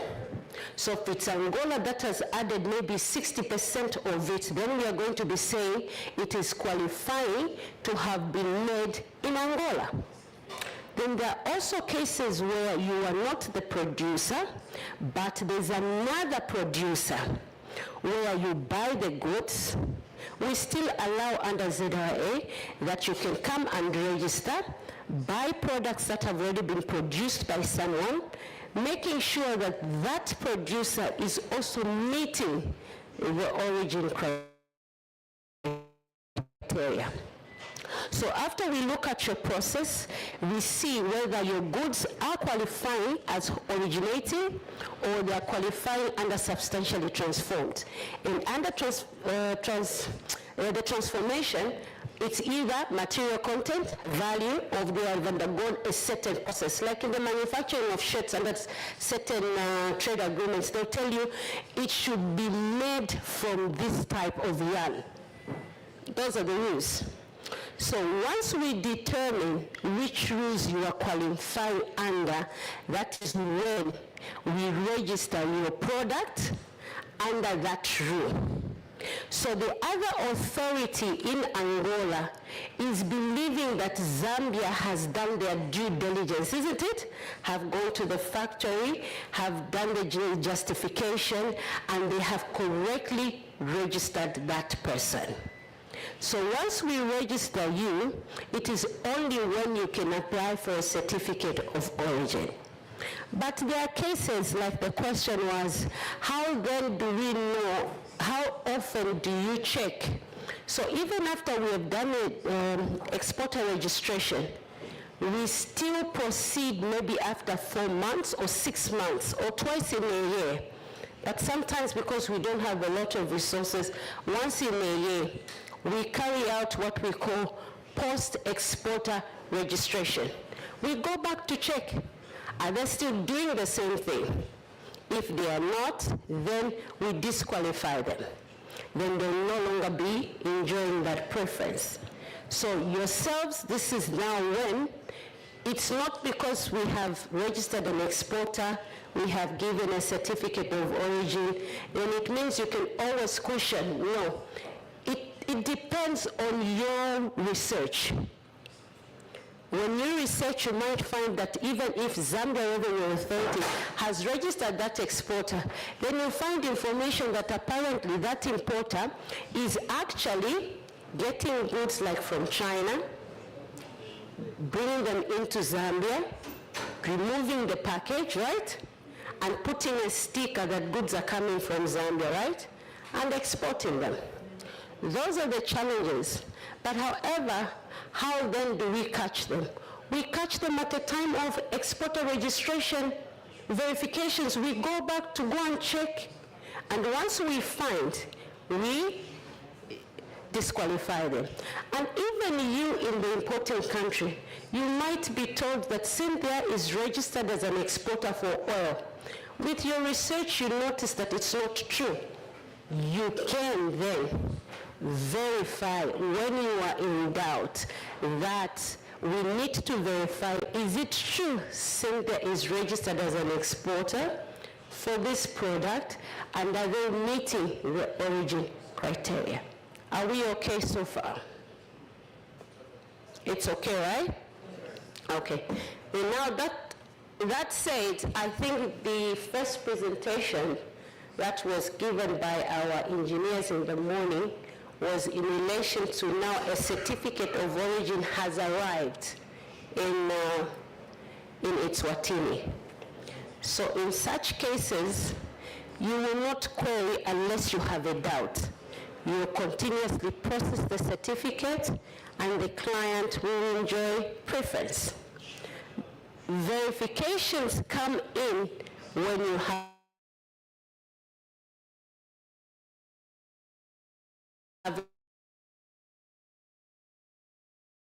a doubt. And the exam are reasons to call for a doubt.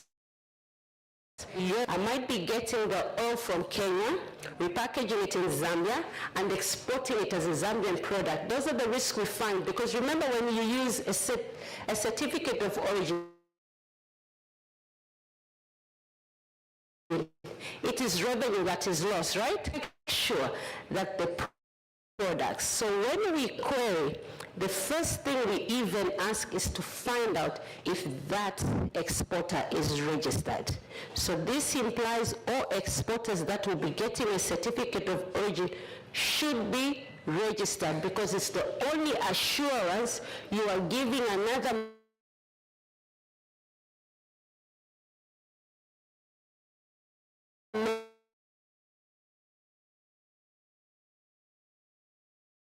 member state. Okay.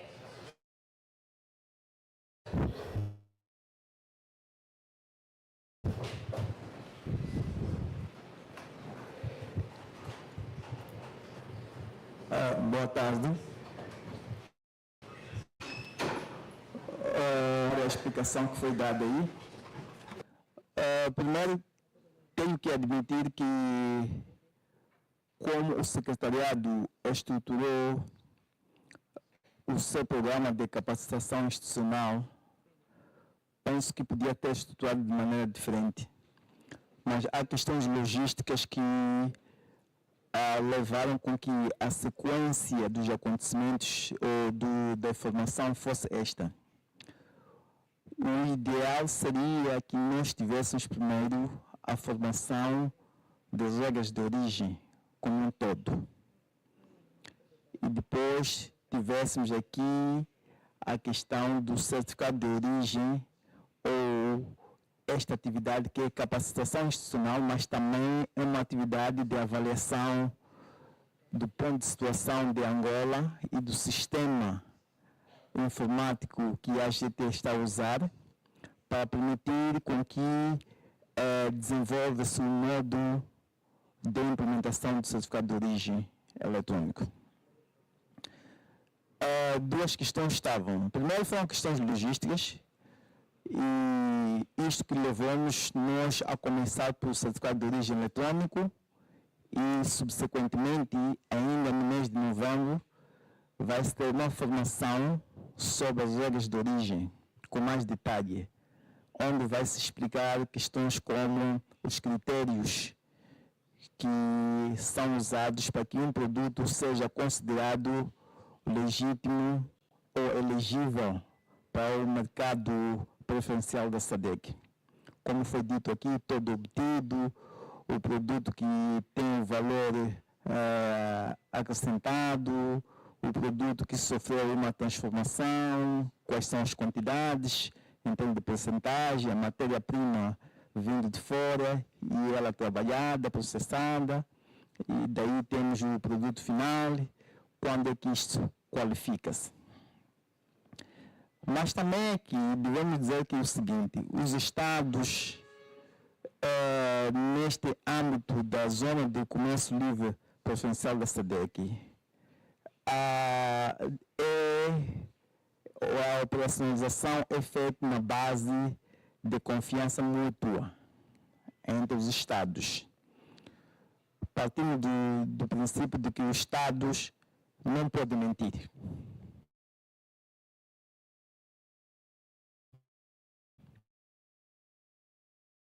não pode enganar ao outro Estado. Este é um princípio, alguma situação. Mas eu aqui teria dito, acho que no primeiro dia dessa formação, que os Estados também importadores que importam reservam-se o direito, assim querendo, de pedir a verificação das unidades de produção, da origem do produto nos Estados exportadores. Eles reservam-se este direito de o fazer, caso haja aqui alguma coisa.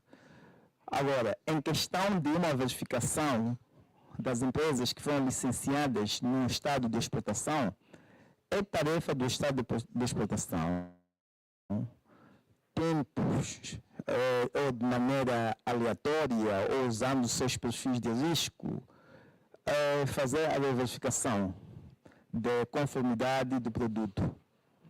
Se de fato ainda o produto é dado e também nos moldes em que e da unidade de produção. Então, isto é a tarefa deles de fazer e sempre e em si, sabendo que aqui há uma questão de reciprocidade com os outros Estados. É daí que digo que os Estados devem colaborar, devem cooperar, não devem permitir com que aconteça esse tipo de fraude comercial em que o produto é importado como ele é acabado, apenas passa por serviço de rotulagem, embalagem e depois diz que é um produto local e exporta-se. Praticamente isto é sabido. Se uma empresa que faz isto, no ato da importação, penso que as alfândegas conseguem ver que este produto está sendo importado sempre. E em quantidades que não se refletem, talvez, a venda no mercado local. Mas a próprias alfândegas também, por outro lado, vê o processamento daquela empresa a exportar. Então, eu penso que existem controles, todos instrumentos de controle. O produto é importado, entra pelas alfândegas, a não ser que é contrabandeado também, mesmo na entrada. Depois, o produto que é exportado por uma empresa também passa por uma das alfândegas. Quer dizer, aqui as alfândegas em todos os países têm o departamento de inteligência aduaneira e tudo, trabalha nisto. Eu não quero falar de outros instrumentos que se tem, os Estados têm, que não é praticamente, que não fica tudo fora do controle. E é bem usado para que o comércio seja legítimo na região. Agora, o que quero garantir é que há questões que, pelo tempo e pelo aquilo que era o escopo desta missão nossa, esta do Certificado de Origem, não vai se esgotar aqui, mas há questões que podem ser levantadas e ser discutidas ao detalhe na formação específica sobre as regras de origem. Há uma questão que também nos levava nós logo a priorizar agora o certificado de origem. Por quê? O certificado de origem, para a sua elaboração em si, leva mais tempo. O certificado de origem eletrônica leva mais tempo. Por isso, queríamos começar agora para fazer o seu estudo, saber quais são as necessidades da Angola, sairmos dessa missão com as recomendações claras, com o roteiro, que este roteiro então vai começar a ser implementado, que é nossa expectativa que consigamos ter o certificado de origem em Angola antes do final do segundo semestre do próximo ano. E por isso o tempo que leva para o desenvolvimento do módulo do certificado de origem no sistema do Acecuda, de fato levará um tempo, por isso que então nós também antecipamos. Não existe uma fronteira uma demarcação entre as duas coisas. O certificado de origem o processamento, apesar de ser uma questão mais operacional, e o outro lado que são os critérios de implementação das regras de origem, quando é que um produto é um produto é todo produzido, quando é que o produto sofreu a transformação, e o que é que também é considerado como um processamento não válido para assim acharmos que a mercadoria é originária. Há um processamento que não é válido, processamento de lavagem, processamento de montagem, apenas processamento de empacotamento, esses processamentos não são válidos para considerar um produto que foi produzido naquele país. Há uma outra regra também, mas que é uma regra mais ou menos complementar à regra do processamento da mercadoria que é por acumulação. Quando é que um produto acumula a origem na região, quer dizer, a matéria-prima sai de um país, depois sofre uma segunda transformação em outro país, no meio da SADC, e o produto é considerado acabado como sendo ele produzido onde teve a última transformação na região. Acho que ela pode explicar isso, regras de origem por acumulação, mas isso é parte, consubstancia também a questão de processamento de uma mercadoria sendo processada. Era esse acréscimo que queria fazer, era esse complemento, e também garantias de que teremos outra formação, está em preparação, acho que é na terceira semana de novembro que vai decorrer essa formação. Obrigado.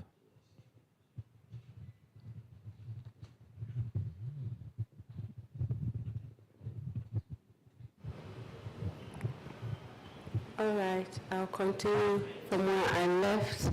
But I think as I was listening to Dr. Sedis, I also remembered there were some questions in regards to what type of documents are required at the time of exporter registration.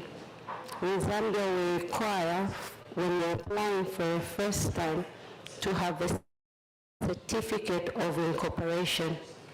We also request that you give us a tax clearance and the production process that you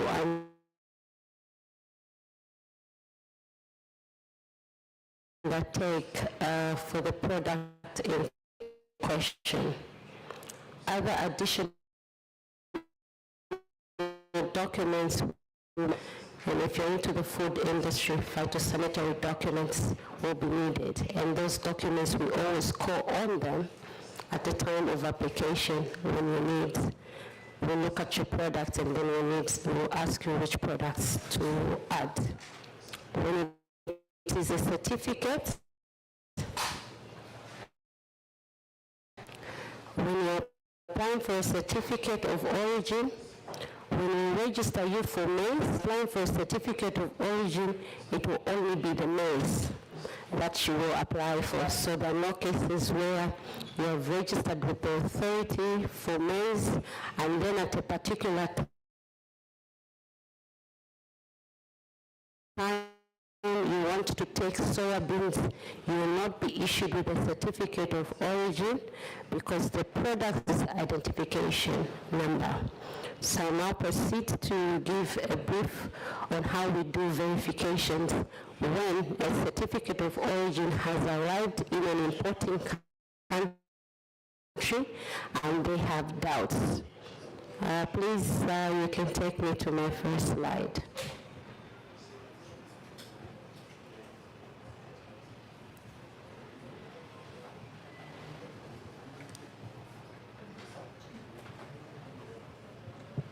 So my presentation has those objectives. I'm hoping by the end of the day we would have discussed understanding the importance of verifying a certificate of origin.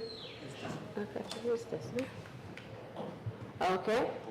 Then I also differentiate the manual and electronic verification processes, and also the key features we use in querying, and then I will quickly conclude.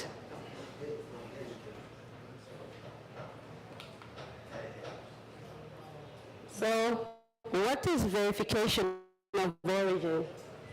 It is a process that customs undertakes to verify the origin of goods or where the goods are coming from. This is to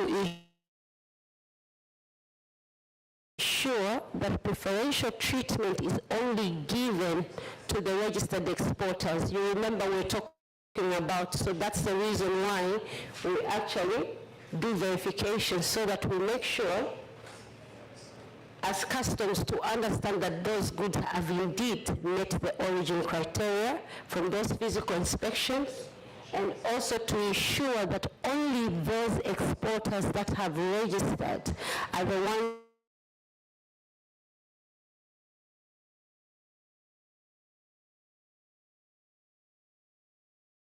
enjoying preference, not because on my behalf, and it also prevents origin fraud. You remember I gave an example where I think one of you in the auditorium had mentioned that in cases where goods have come from China, they're brought into Zambia, we just change the packaging, and then we say the goods are originating from Zambia. That is origin fraud. So how do we catch it? It may be immediate when we have information, or sometimes it is also during the post-exporter registration. And once we encounter that, what happens? It means all the importations they had come in under that exporter registration, we shall remove the client to pay the necessary taxes and duties. So in order for us to do verifications, we need to have a legal backing. And the legal backing, we get it from the SADC Secretariat Annex 1. We also use our national laws. If you remember last time I said we needed to, before we could actually start exchanging certificates of origin with another member state, we needed to have a law in place. But in a case before the law is actually even put in place, we were signing memorandums of understandings of what now others are using as customs mutual agreements as means to start the interfacing in case you do not have a national law. Then we are also using the WCO Revised Kyoto Convention, specific Annex X, as well as guidelines on ECO. So we have different types of verification. So because not all member states have interfaced with us in order to exchange certificates of origin, we are allowing the processing of manual certificates as well as guided by the Secretariat. So how we do the verification is we do desk verification, where after we notice some anomalies on the manual certificate, we write to the country that sent those goods, which is the exporting country. And according to the trade agreements, that exporting country has a maximum of 90 days in which to respond. So I can assume you will not let the goods be at the border for 90 days as you are waiting for verification. So what we do in Zambia to facilitate trade, we allow the cost has paid a deposit equivalent to the duties and taxes. When we also carry out field verification visits, so if you have a doubt to the Secretariat, and you could come with us and visit that registered exporter that we have registered in Zambia for you to equally verify the process. We also have a system verification process. Under the electronic rules of origin, the way we are verifying certificates of origin is different from the way we verify them in the manual environment. In the manual environment, we use the signature specimen, which are physical, the stamp as well. But on the electronic, that has been replaced with the QR code. You saw most of you were able to scan the QR code. It's the fastest way to take it, because it will take it to the system. So now, in the 90 days of the taxpayer will not have to pay what? The customs duties.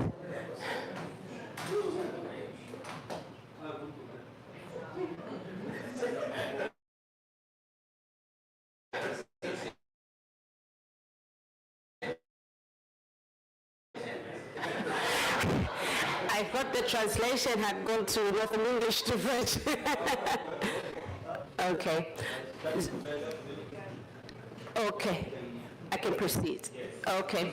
So in the manual environment, like I was saying, in the exporting country, when you query them to verify a certificate of origin, the maximum periods they are given is 90 days. So within that 90 days, you cannot be bothering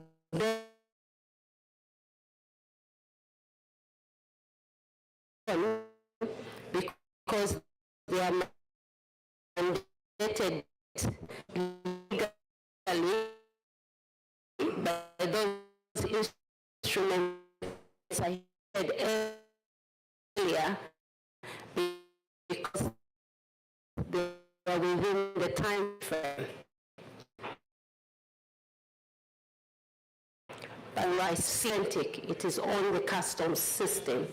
Another way we verify is by checking, doing verification visit, even in the electronic environment. You can to come to Zana, or we can request to come to Angola to make sure that we check if indeed the processes you have told us are indeed meeting the origin criteria. So in the paper certificate of origin, like I had mentioned, we relied so much on the signed and stamp. We also checked to include the exporter, importer, origin criteria, description of goods. We also rely on the physical checks and specimen signatures. So when you look at this certificate, it's from Itswatini. This is how an electronic SADC certificate looks like. So allow me to use this electronic certificate of origin to just show you what we look for when we are doing a verification in both the manual and the electronic environment. So you will see there on top, there's the exporter registration number and the details of the exporter. In consignee box, this is where the goods are going to write.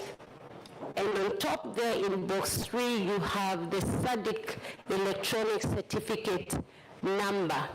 So by just giving someone that certificate number, they're able to access the certificate of origin and its Swatini system. So this is the QR codes that they are equally using, but they have also added an extra feature where they have still added a signature. And they also have export details there, as well as a stamp. So what we look for when we are doing verification, first things, is this exporter registered?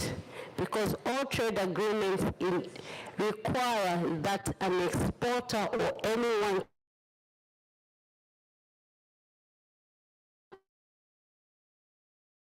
to enjoy by having a certificate of origin, they need to be registered as an exporter. So check if they are registered, that's number one. Then we check the description of the goods. So the goods criteria is known as in box 8.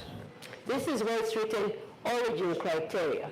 So under the SADC, wholly produced goods are indicated by letter P, whereas those that undergo some manufacturing which calls for change in state, nature, or use, they will have an S.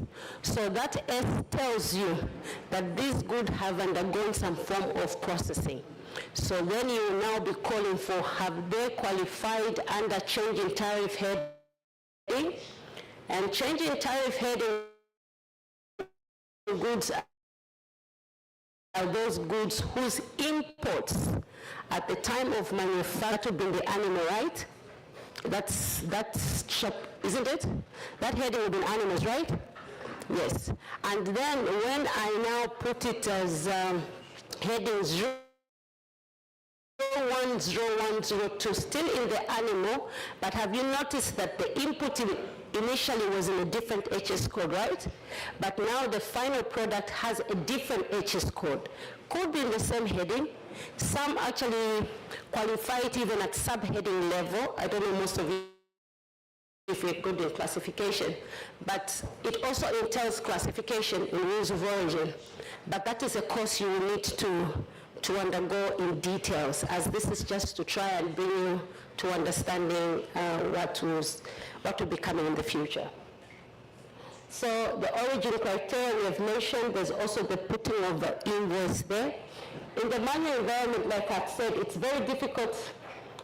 Would have known when an exporter is bringing documents, because they'll bring these documents and because they have bought them. In the manual environment, we don't have the QR code. We only have the signature and the stamp of the officer. So remember, under the trade agreements, if you are going to use manual certificates, their signatures and stamp they will be using. So you send to the Secretariat, who will then circulate to the member states. So when the goods come into the country, the member state will be checking that certificate of origin against the signatures that have been put here and there. Okay. So like I was mentioning, the manual verification, they receive the certificate, check for its authenticity. Remember we spoke about signatures and stamps? And where are they checking them from? Because the exporting country sends them well in advance, maybe at the beginning of the year. And if they change signatories, they still would advise. But there are also cases where a similar signature is identical to the ones on the goods, and you're still not very sure. You have the liberty to verify that question. That particular certificate, you don't allow it to cross. When you cross-check supporting documents, we also confirm origin criteria. We also send verification requests if in doubt.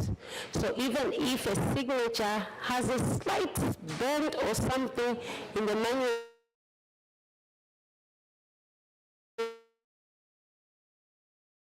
environment, we do query, because remember we are foregoing taxes.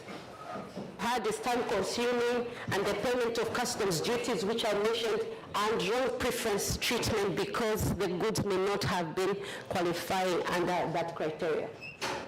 In the ECO environment, which is electronic, we use the QR codes for authenticating. Digital signatures, like they had shown in the presentation, the time a certificate of origin is being approved, at the time it is going to Eswatini and sitting on our SCUDA world, it already has signatures, because we have already forwarded the signatures which are then embedded on the same certificate of origin. So meaning even when it is printed, it would have already had the certificate, the signatures, and the stamp. We can go to the system and check if it is there. And like I said, when a certificate is approved in Zambia, it is transmitted to the importing country, let's say Angola. So you can have proof that it is authentic because you find it on your system. It's also stored on the e-rules of origin. So the ways we verify are the same as what I just explained. We scan the QR code, we check supporting documents, we check the ERO system if it is transmitted. We also confirm classification and origin criteria. If after electronic verification and we still remain in doubt, we can request for visitation in the exporting country. So even the way so instead of depending so much on the signatures and stamps like we do in the manual environment, we depend so much on the QR code and finding that certificate on your system.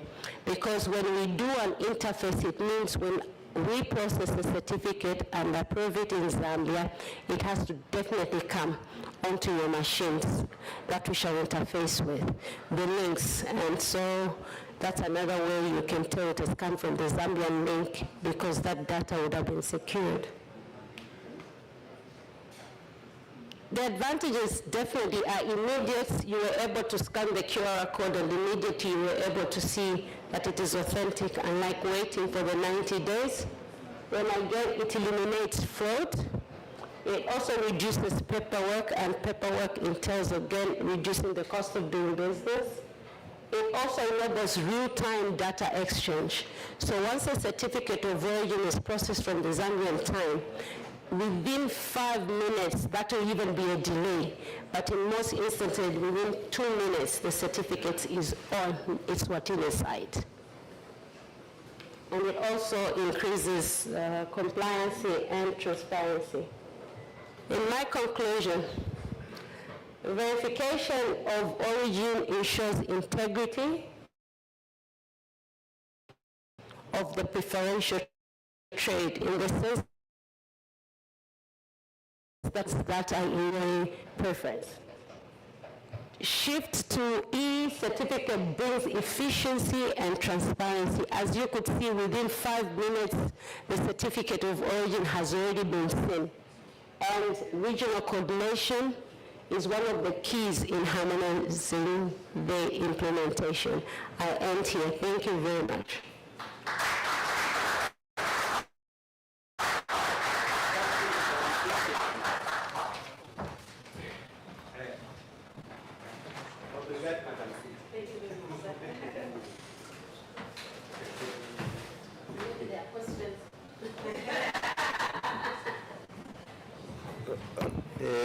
Obrigado, Madame Cíntia.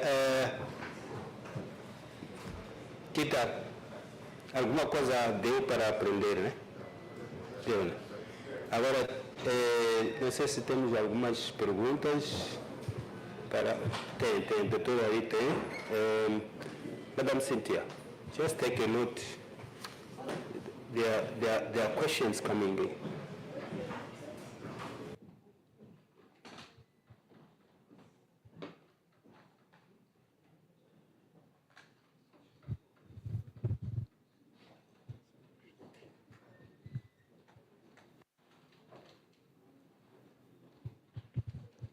Posso?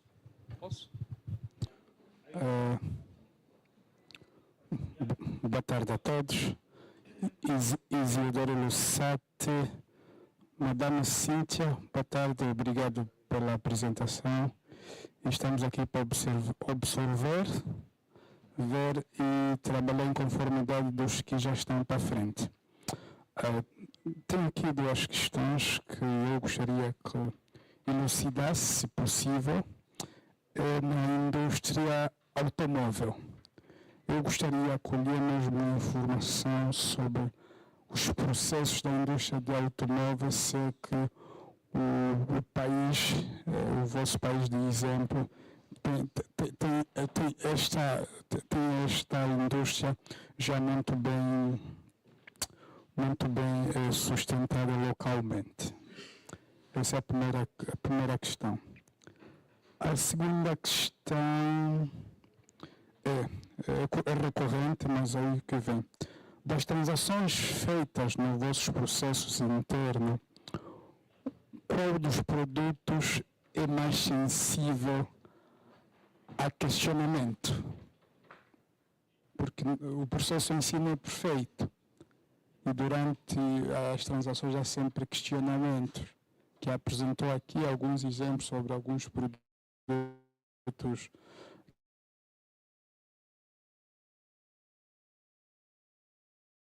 que vêm da China.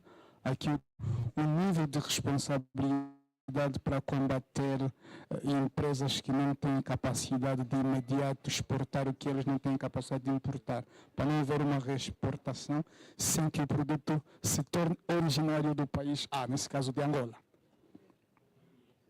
Essas são as minhas questões. Obrigado.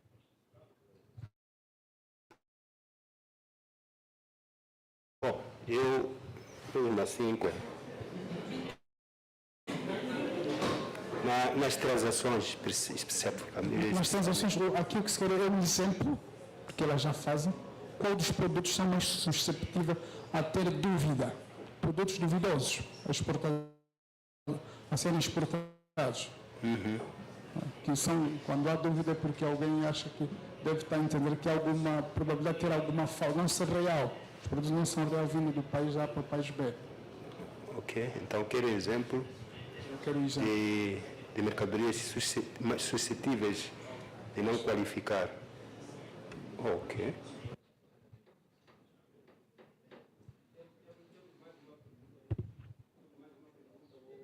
Tem mais uma pergunta ou ela pode responder a esta aqui? Tem. We have another one there. Muito obrigado, boa tarde. Estanislao da Silva, Câmara de Comércio e Indústria de Angola.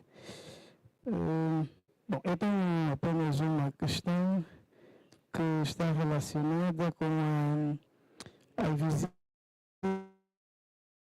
visitas, notar alguma dúvida ou irregularidade na documentação. Gostava de saber como é que se processa esta visita de inspeção, supondo que eu envio um certificado eletrônico para a Zâmbia e a parte zambiana, no caso a alfândega, registra alguma dúvida, sente que há aí alguma coisa omissa. E para tal, para ter as coisas claras, decide fazer essa visita. Como é que se processa? É um processo de interação com a contraparte, no caso a alfândega de Angola, ou se vai diretamente ao operador econômico cujo certificado foi emitido a seu favor?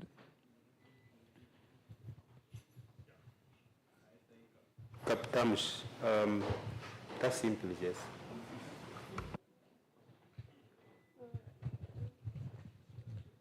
I will start with the last question, where you are saying, in case you are in doubt of a certificate of origin, how do you proceed?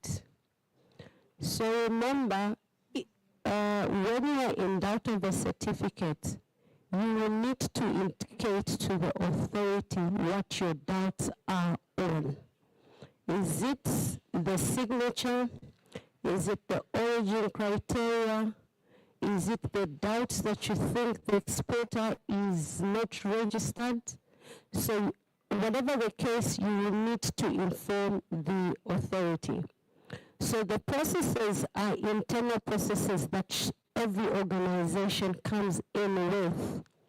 So like in Zambia, if you have a doubt and you have written that you are doubting the origin criteria that has been put on that certificate of origin, and you cite your reasons for that doubt, we'll then go ahead and process and look at your request, and we shall then explain to you why maybe we qualified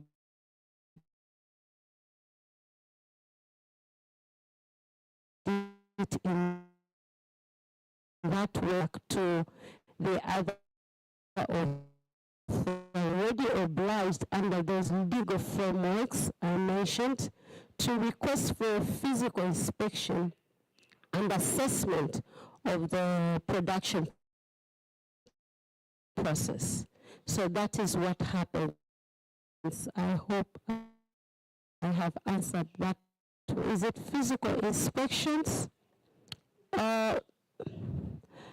the physical inspections here at the time of exporter registration. So when you go to an exporter and you notice they probably do not have certain documents, you definitely write to them and you inform them that they cannot proceed with a particular application because they're lacking A, B, C, D. Only time you can register them as exporters. Then in terms of the types of products, well, to be honest, we all use I not know how you have set your parameters. Remember the Escudo road has the green line, yellow, and red. So the ones we have put in red in Zambia is on the type of risk we have experienced in Zambia ourselves, and they range from alcohol, they range from cigarettes, and so forth. So I cannot give a general view that those could be the same products that will give you a risk here, because it depends on the risk parameters you have set as a country. And it's not what happens in Zambia will also suit Angola. It's dependent on the parameters that the risk management puts in place. In terms of auto industry, well, I don't know where you got that information. We don't have an auto industry in my country. And we are just trying to promote it, and in our 2026 budget,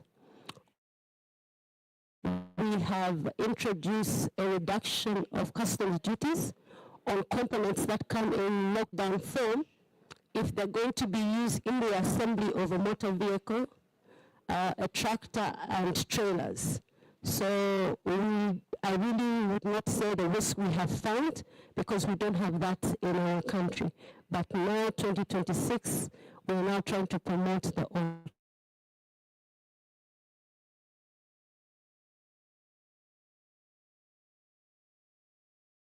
industry. Thank you.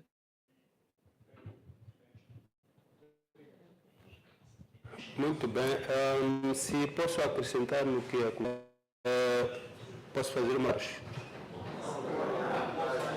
Monta, né?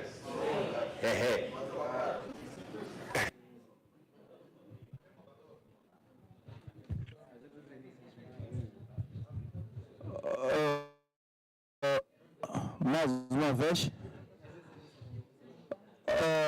queria esclarecer também uma coisa, mas para consubstanciar apenas. Há duas questões de verificação aqui.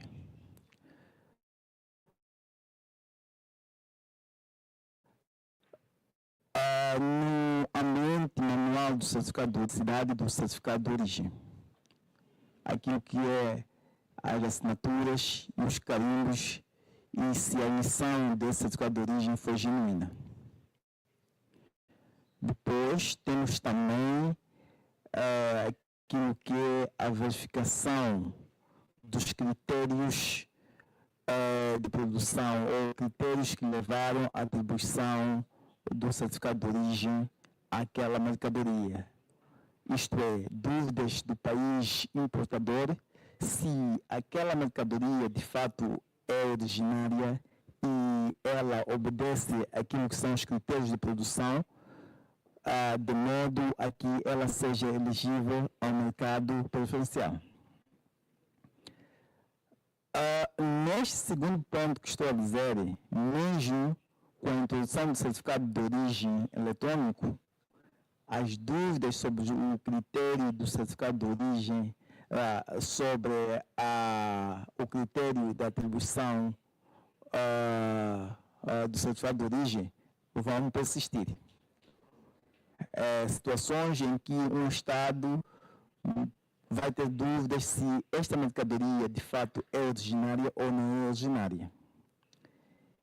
E quando assim acontece, acho que é a segunda vez que digo isto, os Estados-membros têm este direito de pedir a verificação. Num país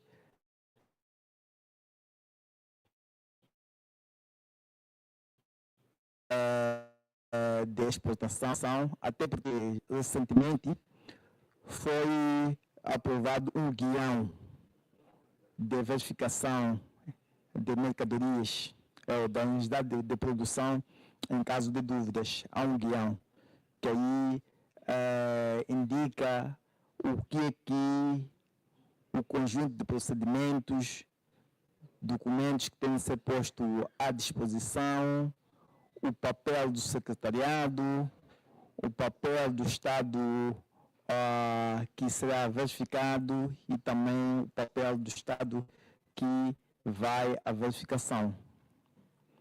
Esta parte, em caso de dúvidas da mercadoria, vai existir mesmo no ambiente do certificado de origem eletrônico. Agora, o que deixará de existir é a parte da dúvidas em caso de originalidade do certificado de origem, que é uma coisa diferente, porque no ambiente eletrônico já não precisa solicitar o secretariado para confirmar, ou o secretariado também solicitar o país exportador para confirmar se as assinaturas que lá foram colocadas no certificado de origem são originais, o carimbo é originário, e se a pessoa que assinou, obviamente, é uma pessoa autorizada. Deixará de existir, porque temos o código de barra, que então no certificado de origem eletrônico, através do código de barra, faz o scanner e vem a autenticidade.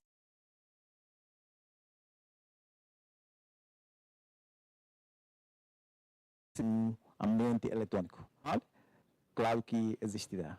Agora, o que continuará a existir é a dúvida se de fato aquele produto foi produzido lá. Que aí, então, em caso de dúvidas, se o Estado importador quer verificar, agora que já temos um manual ainda que melhor facilita esta verificação, aí vem detalhados os procedimentos, siga-se aquilo que vem no manual e faz-se a verificação, querendo. Claro que os Estados-membros, cada um, arca com os custos para tal. O Estado-membro que viaja para o outro para verificar, aí tem de usar seus orçamentos, fundos para tal, o secretariado também. Não pode acontecer a situação em que o Estado que vai ser verificado dizer que pago para o Estado que vem me verificar.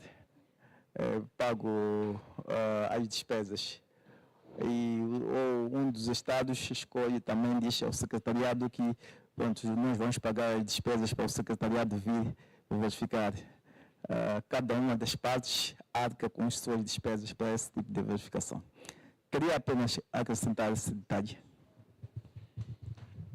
Só uma nota relativamente à questão que fez aqui o MC, o doutor, só para esclarecer para os nossos colegas que categoricamente, relativamente se nós temos empresas que temos como indústria, empresas, whatever, dentro da nossa comunidade tem empresas que já estão prestes, esse ano vão fazer o lançamento oficial dos seus modelos de viatura para serem fabricados localmente.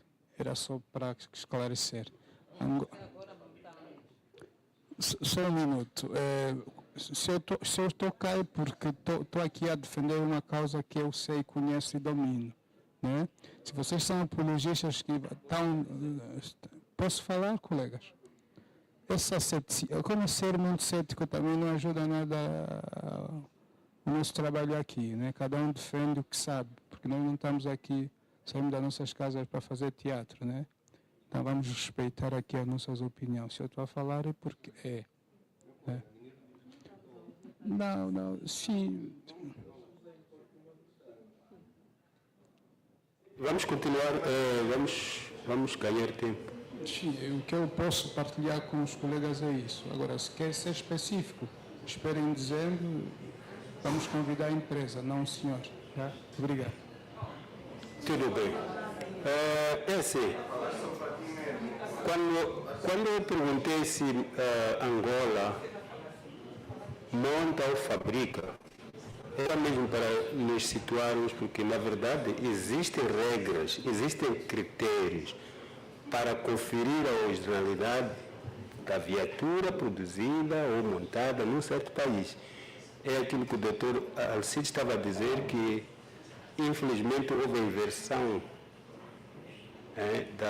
do treinamento, que devíamos ter começado com as regras de origem. Essa pergunta nem ia fazer, porque era só usar as regras, os critérios, você sozinho concluir que, afinal de contas, aqui não estamos a fabricar carros aqui. E se estamos a montar, significa que estamos a trazer peças de aqui e dali, depois estamos a montar. Será que qualifica-se? Aí, portanto, nós, a colega disse que não tem montadora, não tem fábrica de automóveis, por isso que tem limitações para tal, mas de fato temos aqui na região alguns países que têm essa atividade. Mas é preciso seguir o anexo 2, daquele regulamento ali, suficientemente trabalhado. Qual é a percentagem da matéria-prima que vem de fora, qual é a percentagem da matéria-prima que vem da região, qual é a percentagem da matéria-prima que vem daqui, nem do país. Então, essas coisas todas vocês vão aprender, vão saber e não vão perguntar a ninguém. Como? Exatamente, exatamente. Não está. Isso é assim. Há uma mão aí à sua atrás.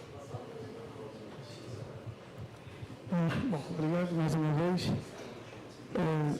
As questões da regra de origem, que, bom, falta-me ainda perceber melhor, confesso, mas quando falava-se da necessidade de comprovar que determinado produto foi, de facto, fabricado no país de origem, no caso que pretende exportar, nós, no nosso caso, Angola, usamos um selo feito em Angola, que, na verdade... Um selo? O selo feito em Angola. Bom, que, na verdade, não autentica de todo a originalidade, ou seja, confirma o fato que este produto é feito em Angola. Bom, uma das ferramentas que torna efetivo que este produto é realmente produzido neste país é o código de barras, que, felizmente, o nosso país, desde o ano passado, já conseguiu obter o seu próprio código de barras e que este ano ainda será também apresentado às autoridades e aos operadores econômicos. Mas, voltando à questão inicial que fiz, era mais no sentido de perceber que a inspeção, as visitas de inspeção resultam somente, não sei se o termo certo é desconfiança da autenticidade do documento, junto da entidade emissora, ou se estende-se também ao próprio operador, cuja declaração ou certificado foi emitido a seu favor. Dito de outro modo, eu saio da Zâmbia porque sinto que o documento tem alguma insuficiência que não me permite validar no momento, desloco-me para Angola, junto da alfândega, que é a minha contraparte, para confirmar se de facto os dados que estão aí correspondem, ou se, insistindo na desconfiança, há necessidade de ir até o espaço do operador que solicitou o certificado. Okay. Do you want to come on this before I come? Okay, so physical inspections start at the time of exporter registration. That's the first physical we do. And the second physical is at the time also when we also do we can do as many post-exporter registration. But at also verification, we do physical inspections. So physical inspections are done initially, time of exporter, post-exporter, meaning you've already registered them, but you just have doubts as customs within as Angola, or it can be another authority having a doubt, right? And you can also do a physical when another country sending the verification. So the people who are in charge of sending a verification request is the competent authority. So if you choose, it should be between Customs and Chamber of Commerce, it is okay. But that doesn't mean you as the importer or exporter cannot put up a writing to the authority informing them that no, you feel like so. So assuming I'm an importer here, and I realize that the goods that are coming from Zambia duty-free are actually not meeting the origin criteria, I can write to Angola or Revenue Authority or whoever will be in charge, citing reasons and so forth. Then the competent authority, if it's Chamber of Commerce or what, can then write to Zambia Revenue Authority, also asking that we have this concern from that can still undergo the verification. We can still come and do a physical inspection, but there should just be basis for it and it should be supported.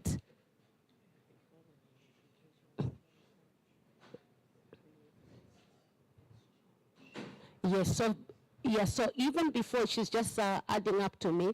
So even before the verification happens, there's the writing first. Remember, I said the competent authority writes, usually it's the importing country that writes to the exporting country that they're in doubt of a certificate, the cite reasons, and so forth. And when we respond, you're still not happy, you can still write and request for further visitation. You get my point?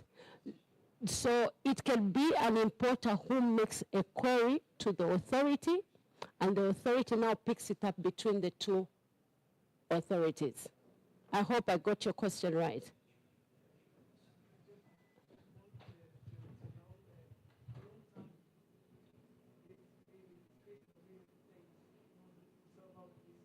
Okay, so so his question now is, how long does it take? Well, remember the visitation, if an authority wants to do a visitation, do they have the resources? Do they have the resources? So if probably you don't have the resources, I don't know if SADC comes in to provide, but it's upon the authority yourselves. So the verification delay for various reasons. So it could be because you want to come to Zambia and verify. So you will not expect Zambia to pay for your trips to come. It therefore means, as Angola, you have to spend to come and do your own verifications. So when it comes to how much time, it will depend on your finances. It can even be 6 months. Mm-hmm. Okay, just hold on, my colleague just also add something. Thank you, Cynthia.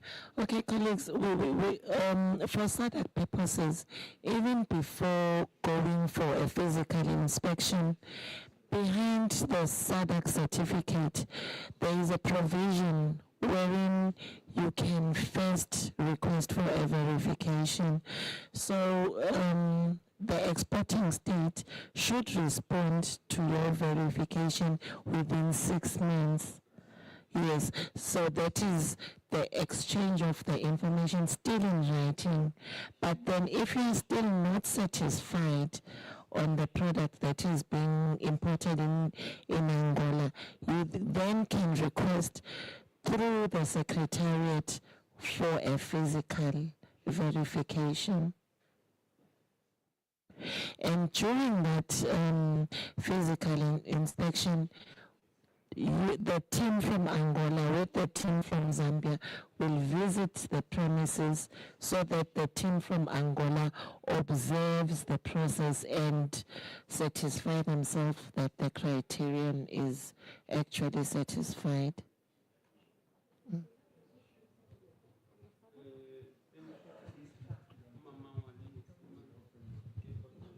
Para levar o microfone até ali em cima.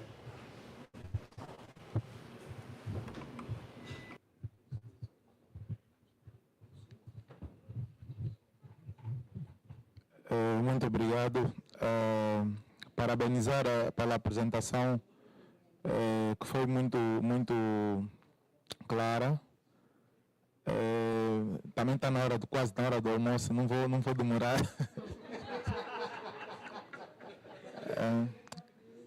A título de contribuição, desde já agradecer o esforço dos meus colegas, os preletores que estão a responder aqui várias perguntas. A título de contribuição, é que nós estamos aqui perante um seminário de troca de experiência.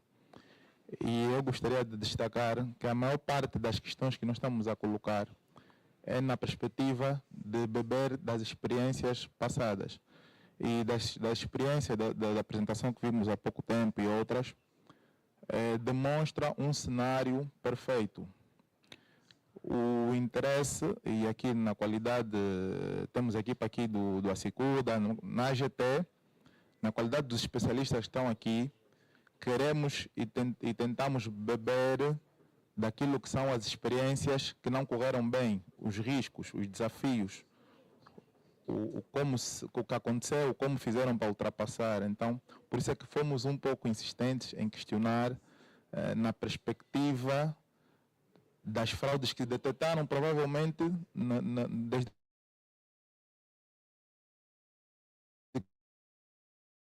ponto próprio, para trocar estas experiências. E, em suma, é do nosso particular interesse, e assim é que funciona o desenvolvimento e os sistemas. É pegar aquilo que já correu bem, verificar as falhas que aconteceram e aquilo que não foi muito bem, os desafios, para que a gente não tenha que passar por todo o mesmo caminho e possamos partir já de um ponto onde o nosso sistema, e aqui podemos fazer questões que nós provavelmente vamos querer perceber mais tarde. Temos uma área de auditoria pós-importação.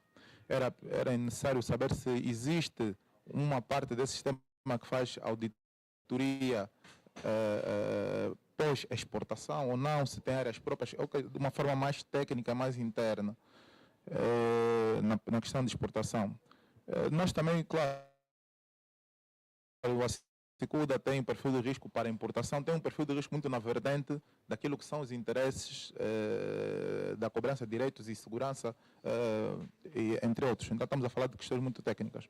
Foi nessa vertente que colocou-se aqui alguns desafios aos preletores para ver se nos abriu um pouco o jogo daquilo que não está a vir na apresentação. Mas agradecemos todas as explicações, foram benéficas de qualquer forma. Obrigado. Muito obrigado, doutor. Na verdade, nós também, como secretariado, estamos aqui mesmo para partilhar as experiências, por isso que trouxemos estes especialistas que têm experiência.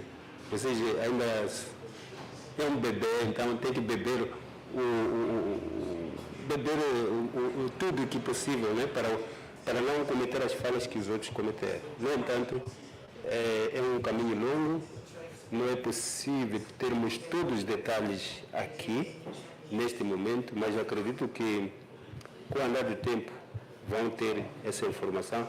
Aliás, estão disponíveis os contactos deles, nossos, em caso de alguma preocupação, dúvida, é só fazer fluir o e-mail e há de ter a resposta. E por falar de experiência, há uma pergunta que não foi bem respondida, fala das transações que os Estados-membros que estão a implementar o sistema. Quais são os produtos mais suscetíveis de serem rejeitados em termos de qualificar a originalidade? Essa resposta não veio, não ouvi. Na verdade, deixe-me dizer que todos os produtos são suscetíveis. O que se quer é cumprir com os critérios. Se não se cumprir com os critérios, todos os produtos são suscetíveis. Por quê? A primeira coisa que tem que pensar um funcionário aduaneiro é preservar a receita do Estado, é garantir que as importações sejam efetivamente taxadas. E para você taxar tem que ver se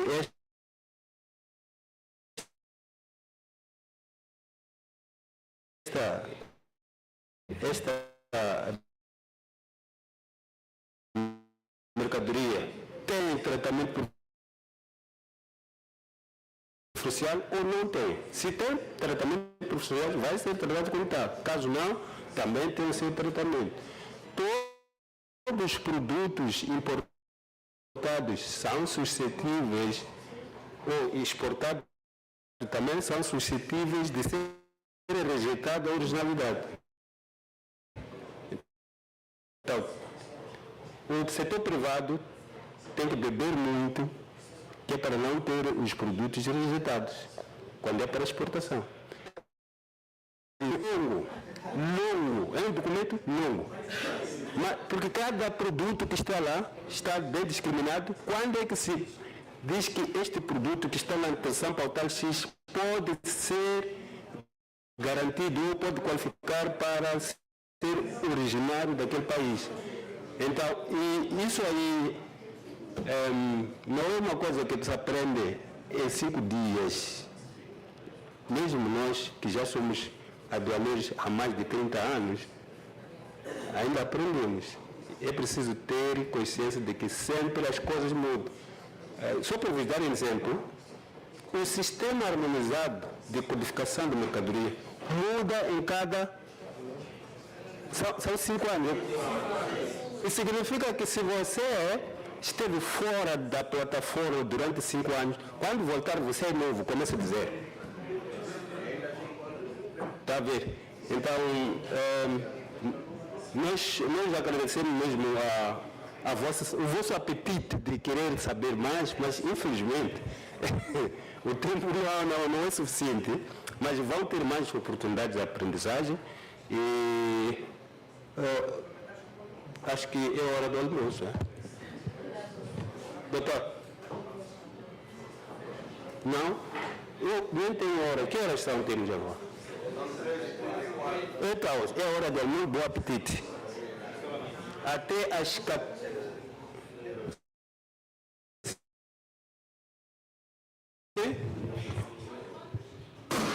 Mais 5 minutos. Não entendi.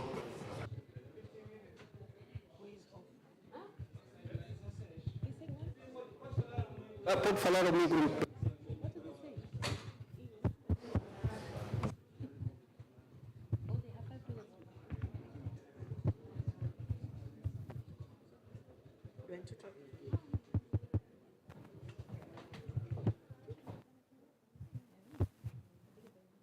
Doutor Alberto, vamos só aguardar as senhas, por favor.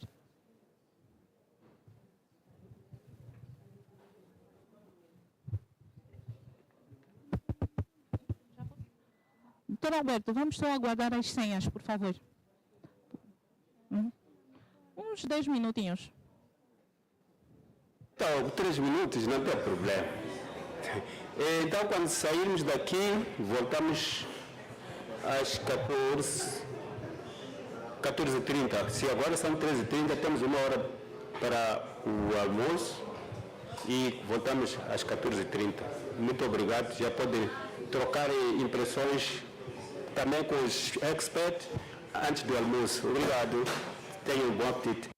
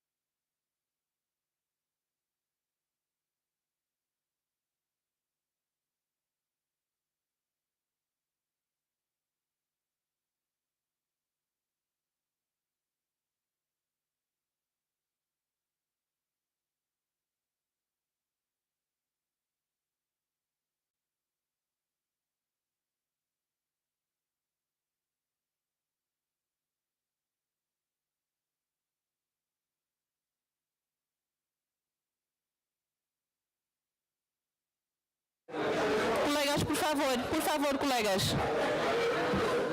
Colegas, por favor. As senhas, pedi que aguardássemos um pouquinho por causa das senhas, por uma questão de organização. Já está, mas já.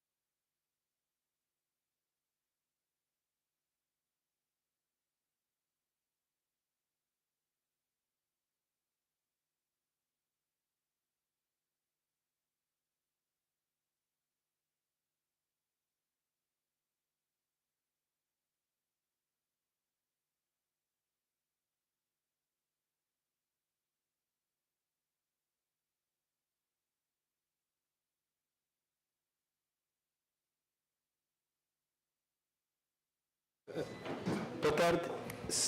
Podemos recomeçar a nossa sessão? Será que podemos começar a nossa sessão?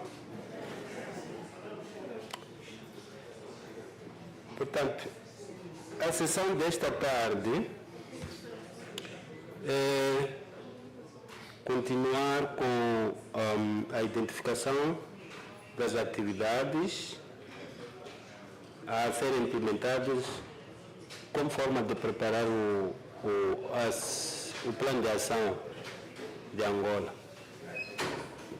Se lembrarem, eu disse, aquelas apresentações que foram feitas aqui, pedi que nos mandasse.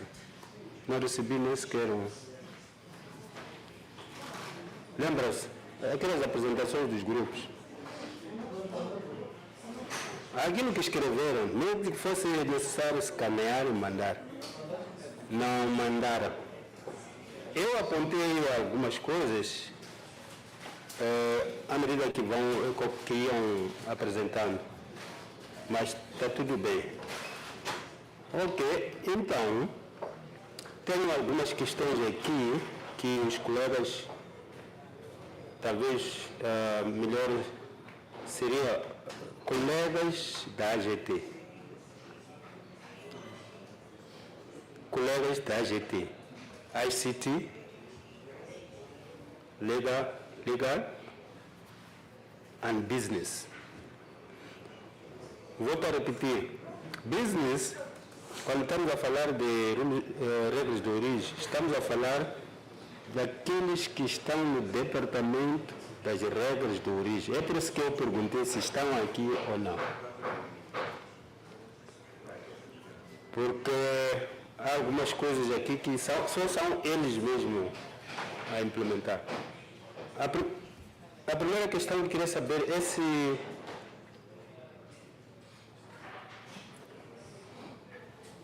Angola tem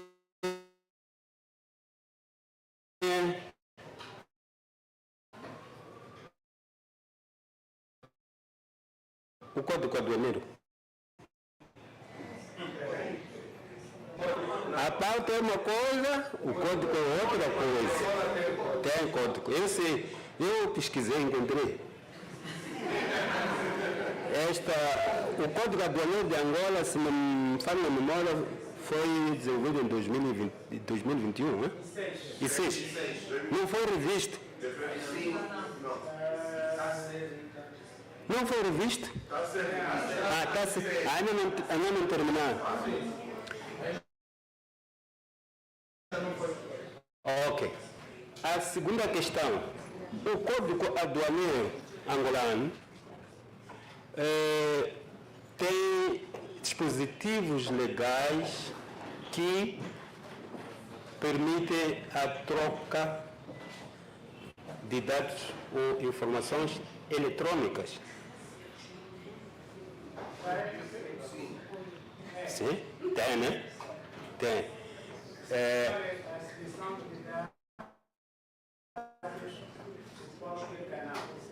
Eletrônica ou manual. O Código Aduaneiro de Angola também prevê a troca de dados. É isso que estou a perceber. Não, dados. Então, quando falo dados, por exemplo, existe o despacho aduaneiro. O despacho aduaneiro tem dados. Então, estou a perguntar se este código também permite a troca de dados entre a AGT e as alfândegas da África do Sul. Ainda não.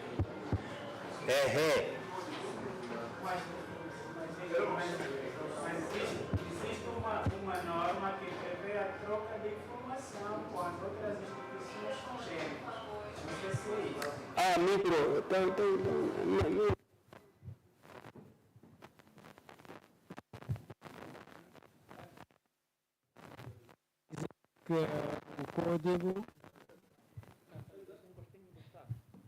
O código prevê uma norma que estabelece a previsibilidade de a autoridade tributária requisitar informações às outras organizações congêneres no âmbito da cooperação internacional. Não sei se é isso que quer saber. De cooperação customs to customs, é isso? Em princípio, sim. Existe cooperação customs to business. Agora, a outra cooperação é customs to customs, quer dizer, cooperação entre as administrações aduaneiras. Mas a troca de dados é outra coisa. Agora vou recuar. Na implementação do certificado de origem eletrônico, trocam-se os dados eletrônicos do certificado. Aqueles dados vocês viram, exportador, importador, tipo de mercadoria, posição pautar, todas. O que eu estou a perguntar? O Código Aduaneiro de Angola permite isso. Mas se isso não for...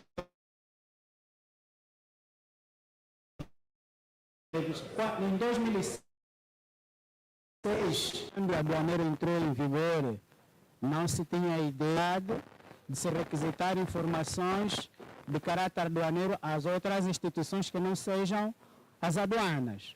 Mas por força desse acordo da SADC, se ela estabelecer a possibilidade dessa troca dessa partilha de o acordo, penso que não há nenhum problema jurídico que possa obstar a esta iniciativa.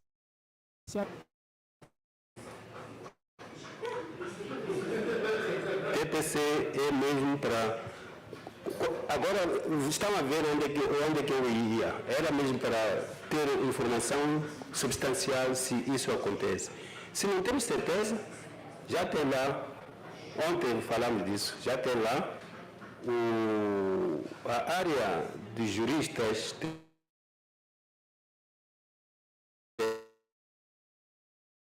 terão que procurar já partilhamos o regulamento da SADC, ontem partilhamos isso aí, exatamente, então vocês vão ver se o que o regulamento está a dizer está alinhado com aquilo que a legislação interna aqui diz, é só isso. Combinamos? Vou mais, confusão eu gosto de fazer.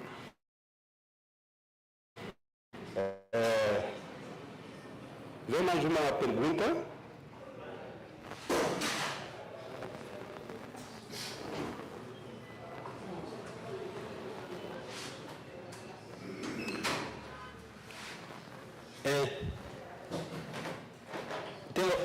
Tem esta questão aqui, a emissão e validação do certificado de origem é feita manualmente. E quem faz isso é a Mindicom. É isso que eu percebi. Mindicom. A pergunta que vem. Angola tem um departamento centralizado de gestão das regras de origem.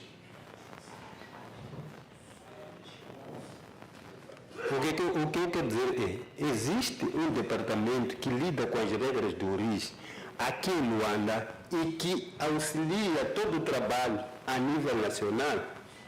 Sim ou não?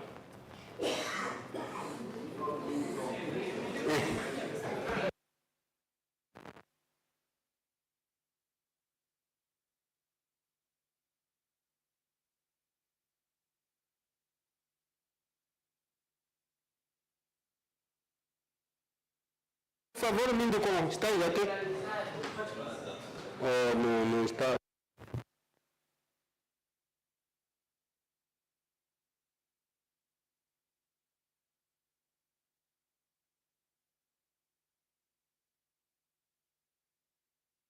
Ok, as boas práticas internacionais, incluindo aquilo que foi explicado aqui que é o Kyoto, a Convenção de Kyoto. Indica que uma administração aduaneira tem que ter um departamento que lida só e só com origem. E esse departamento é lá nas alfândegas. Se nós não estamos a obrigar, mas se este departamento estiver no MINDECOM, há de ter muito trabalho, porque quem implementa esse instrumento de regra de origem e procedimento são as alfândegas. As alfândegas têm que emitir, validar, fazer a verificação. Essas inspeções que estávamos a discutir aqui, tudo é feito pelas alfândegas. Então, há que considerar criar este departamento. E tem que ser pessoas especializadas. Não sei, já não sei como vai ser. Por isso tem que ser. O secretariado não recomenda ao governo.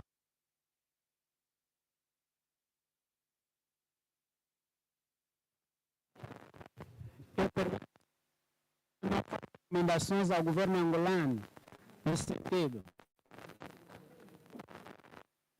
Sim. Um pressuposto para a aplicação do protocolo e eu penso que há uma assistência. Recomendações. Se não tem essa recomendação do governo angolano. Eu acho. O ministro ou não, esse departamento está dedicado ao mundo ou área. Sim, o secretariado pode fazer recomendação, mas eu acredito que o Código Aduaneiro, que foi ou está sendo revisto para, pelo menos, acomodar a modernidade, baseando-se nos instrumentos que a Angola já ratificou, como o Kyoto, que estou a falar aqui, já tem aquilo ali, como é que chama? Trade Facilitation Agreement. Vocês também são parte disso. Então, esses instrumentos todos já dizem isso. Já dizem isso aí. Era só uma questão de conformar com a legislação nacional. E se vocês pegarem o Código Aduaneiro, acredito que está lá. Acredito que está lá. Pode ir. Nós, em casa, chamamos de Estatuto da Autoridade Tributária. Aqui existe Estatuto da AGT, que cria departamentos. Vão lá ver se não tem esse departamento.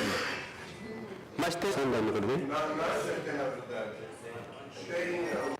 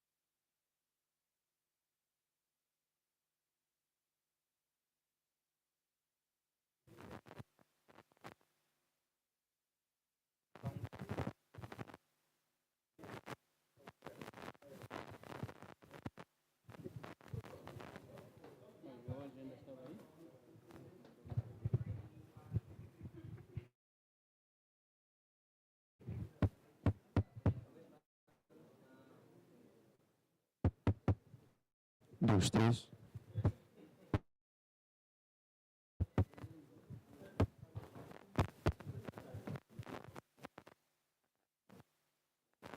Tem que encostar mesmo na... Eu dizia que a AGT, na verdade, tem um departamento de tarifa e comércio. E nesse departamento de tarifa e comércio tem um outro que trata de regras de origem. não quero dizer que ela está dissociada da matéria de regra de origem. O departamento como se pretende, não temos a nível da AGT. Isto está no Mindicom. Porque o Mindicom é que certifica, que passa o certificado, como que já várias vezes foi dito. Então, o que se pretende algumas práticas indicam que tem que ser um departamento acoplado à AGT, na área aduaneira, para a fiscalização e dinamizar a atividade como tal. Então, era uma questão que aqui o procurador disse, o secretariado ver a possibilidade de recomendar o governo angolano para tal. Desconhecemos se realmente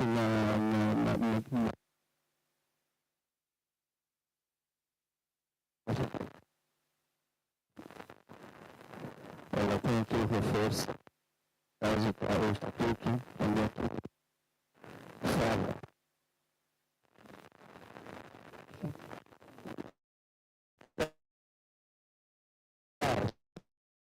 Já está aqui. Essa é uma questão sobre Ministério das Finanças.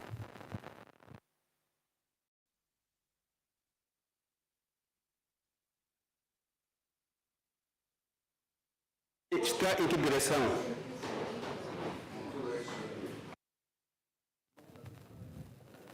Na verdade,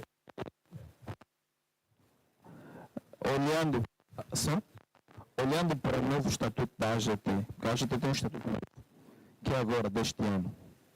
Olhando para o estatuto da AGT, dentro das competências da Direção de Serviços Aduaneiros, há uma disposição que permite que esta direção cuide da implementação das orientações da Organização Internacional do Comércio e da SADC. Isto já é uma competência que está referida para a AGT. E olhando para aquilo que é a sistematização das normas, depois aí ver como aplicar a norma mais antiga com a norma mais nova e ver como é que isso se aplica.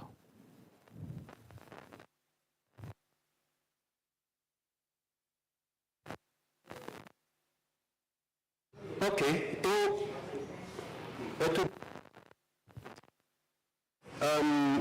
há uma parte aí que fala de existe um núcleo.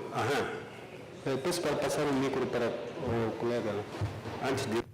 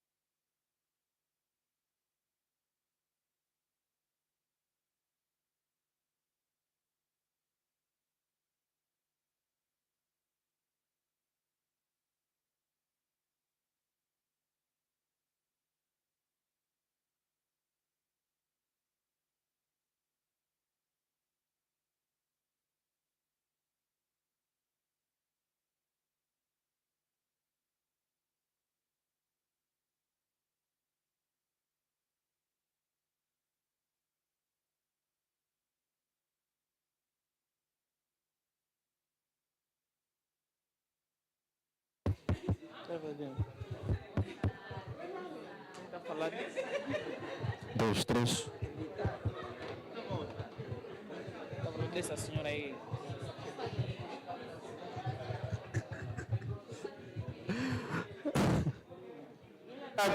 Podemos continuar. Muito obrigado por ter guardado o microfone.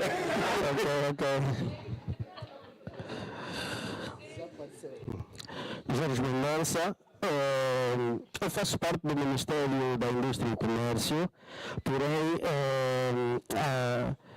a área solicitada, como não é a minha, eu vou apenas mencionar a parte de que eu tenha algum conhecimento relacionado ao tema. O Ministério da Indústria e Comércio tem um estatuto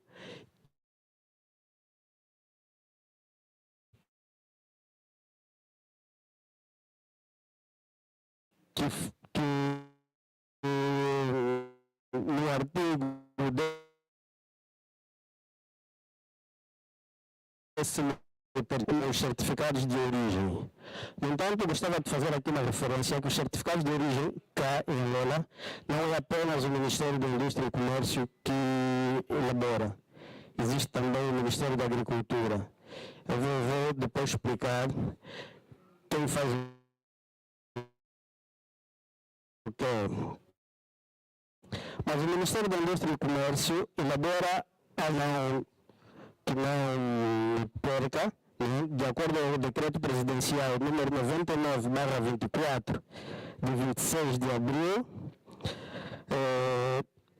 este departamento, que chama-se Direção Nacional para a Integração e Desenvolvimento Econômico, tem como missão emitir os certificados de origem das exportações de Angola no âmbito do Sistema Generalizado de Preferências da Conferência das Nações Unidas para o Comércio e Desenvolvimento e outros acordos preferenciais existentes.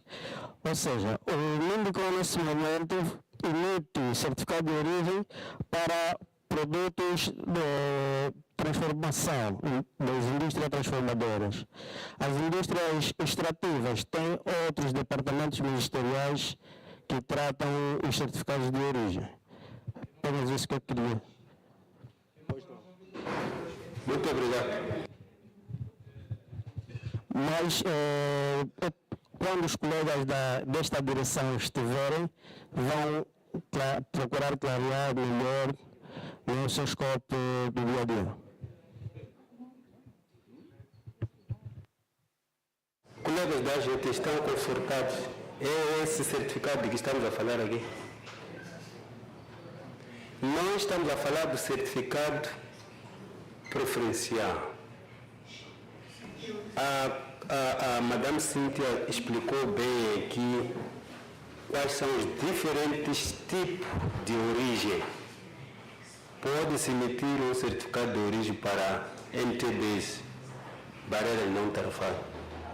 Pode-se emitir um certificado para cobrança de taxas adicionais como excess taxes. Agora estamos a falar de certificação de origem da mercadoria, TPC. Vamos verificar se é isto ou não que estamos a falar, porque a experiência dos outros países, esse núcleo, eu vi aqui, há um núcleo de origem que está nas alfândegas. É exatamente esse núcleo que vai fazer geral, monitoramento, tudo sobre o tratamento preferencial de qualquer produto que esteja a entrar ou a sair do país. Essa é que é a boa prática.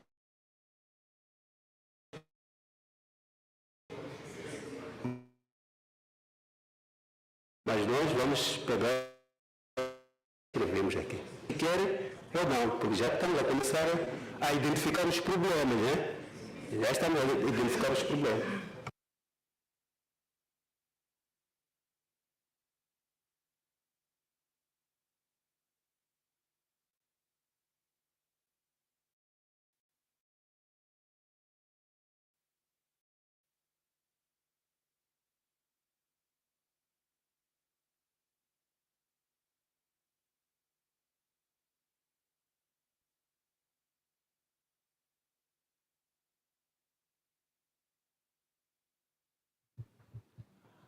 Dizia, o fato de termos a nível da legislação lá na possibilidade de determinados por outros ou por vários departamentos ministeriais não é uma vantagem. Por exemplo, se for o minério, penso que o departamento ministerial ligado àquela área de atividade tem maior domínio para determinar que aquele minério é de fato 100% origem angolana. E se for um outro produto, provavelmente o Ministério da Agricultura poderá ter maior domínio técnico para determinar se aquele produto que está a ser apresentado para se habilitar a um certificado de origem, de fato, respeita ou não os critérios de origem para se atribuir esse tal certificado. Eu penso que, aparentemente, a dispersão desses intervenientes que determinam a atribuição do certificado pode aparentar uma certa dificuldade, mas, no fundo, também, na minha perspectiva, parece que temos mais um ganho do que um prejuízo. Agora, não sei qual vai ser a perspectiva da SADC nesse sentido, né?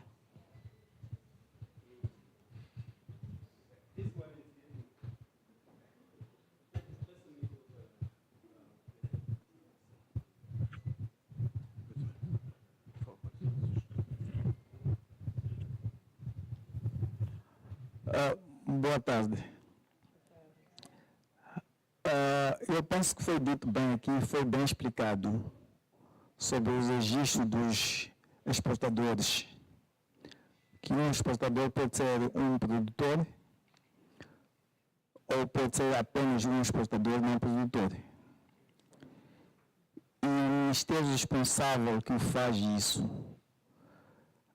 faz aquilo que, antes de registrar a empresa, ele faz aquilo que se diz na língua inglesa due diligence, para ver a conformidade da produção ou do produto que vai sendo exportado, se este produto qualifica-se, é elegível ao tratamento preferencial, segundo os critérios que vem plasmado no protocolo do comércio da SADC. No entanto, o Ministério responsável ele pode cooptar, levar técnicos de outros setores, talvez com mais competência, para aferir o processo de produção. Se trata-se de um mineiro, e se porventura o Ministério que faz o registro das empresas é o Ministério do Comércio, caberá ao Ministério do Comércio levar consigo o Ministério dos Recursos Minerais ou o Ministério da Energia, aquele Ministério que é responsável pelo minerais ou por política mineira. Se é um produto agrícola, também o Ministério do Comércio pode levar, incluir na sua equipa técnicos do Ministério da Agricultura quando vão inspecionar aquele produto que eles, ou a empresa que eles vão licenciar para exportar essa mercadoria. Então, é daí, uma vez licenciada a empresa, as autoridades competentes para a emissão do certificado de origem podem fazer o certificado de origem, podem emitir o certificado de origem. Se for o AGT que faz isso, ou que faz o chamado due diligence, e que registra a empresa, que eles cooptam em levar técnicos dos outros ministérios responsáveis também para fazer aquele registro. Uma vez registrado a empresa, não precisa sempre que quer se emitir o certificado de origem ainda envolver os outros ministérios ou os ministérios que apoiaram nessa tarefa de avaliação ou do due diligence, não precisa mais.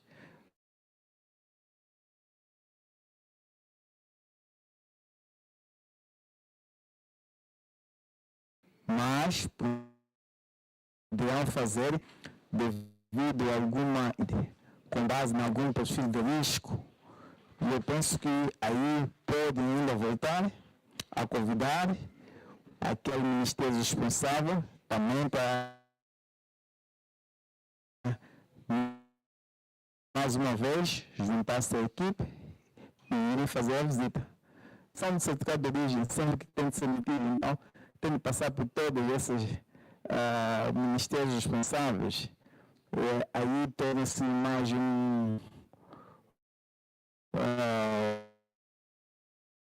uma barreira, ou como dizer, em termos de eficiência e em termos de celeridade do processo, fica comprometido. Porque em cada instrução que ela vai passar, também levará seu tempo e vão aí ter até alguns regulamentos desnecessários que não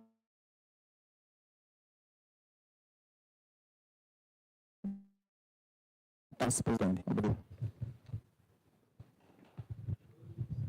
Obrigado. A outra questão que eu queria saber é se o ASECUDA permite fazer assinatura eletrônica, já tem essa facilidade. Tem. Onde está o micro?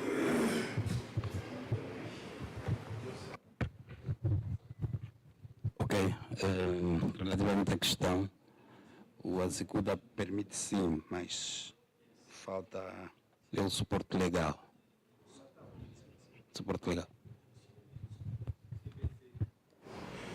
TPC, setor legal. A área legal, então, tem que conformar o que a ASECUDA pode fazer, mas que está na legislação nacional, porque isto vai precisar disso. Assinatura.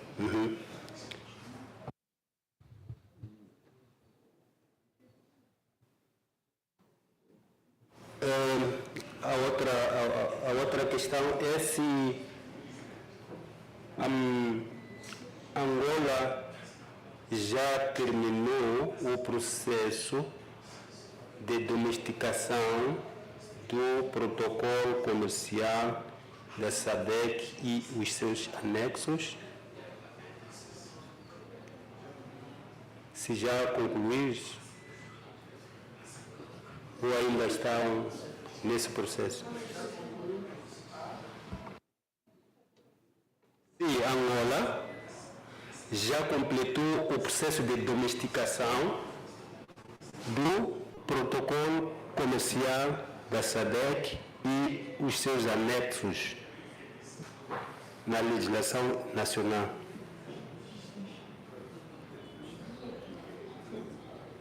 Mas ontem falou-se disso, se recordar. Alguém falou ali, TPC.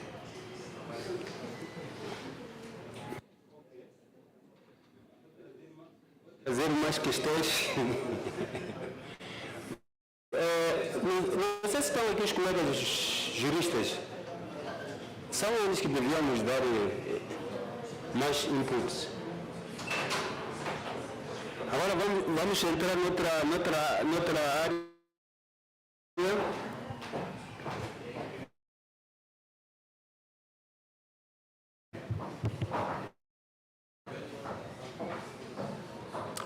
Imaginem que Angola comece amanhã neste processo de desenvolvimento do módulo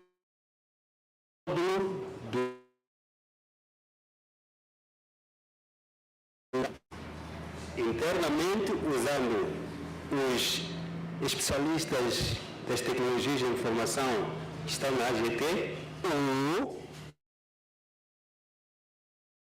fazer uma contratação, contratar uma firma, mas isso também vai implicar o quê? Custos. Então, quero ouvir de vocês, qual seria a melhor opção para vocês? Ou desenvolver o módulo internamente, como, por exemplo, a Zâmbia fez, usou os seus experts,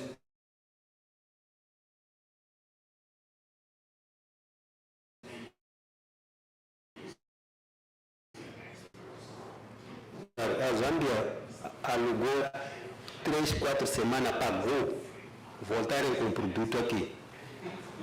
É o que fizeram. A outra opção é, não, nós não temos experts, não temos especialistas que possam fazer isso, mas vamos usar os fundos, os nossos fundos, para contratar.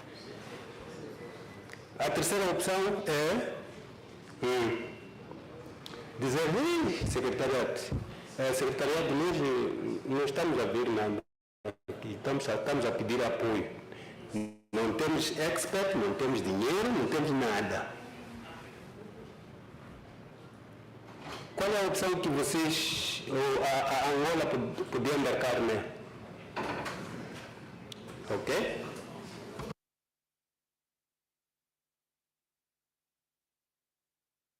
Bom, seguramente essa é uma decisão política, não é uma decisão técnica. Eu acho que aqui, eu em particular, posso ter ser sim uma opinião. Agora as opiniões valem o que valem, né?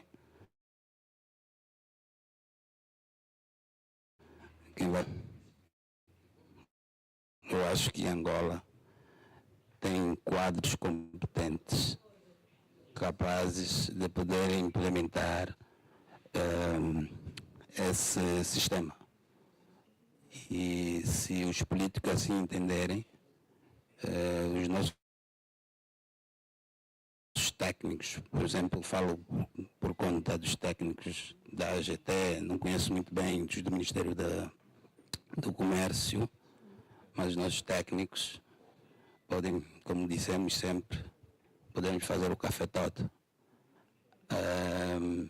Eu acho que essa é a melhor opção e levaria menos custos e, de sobremaneira, daria alguma soberania também para o país, né? Ter que conceber o seu próprio sistema. Se eu entendi, o desenvolvimento do módulo vai ser feito internamente. Sim, é uma opinião. Tem mais opiniões, estou a ver ali.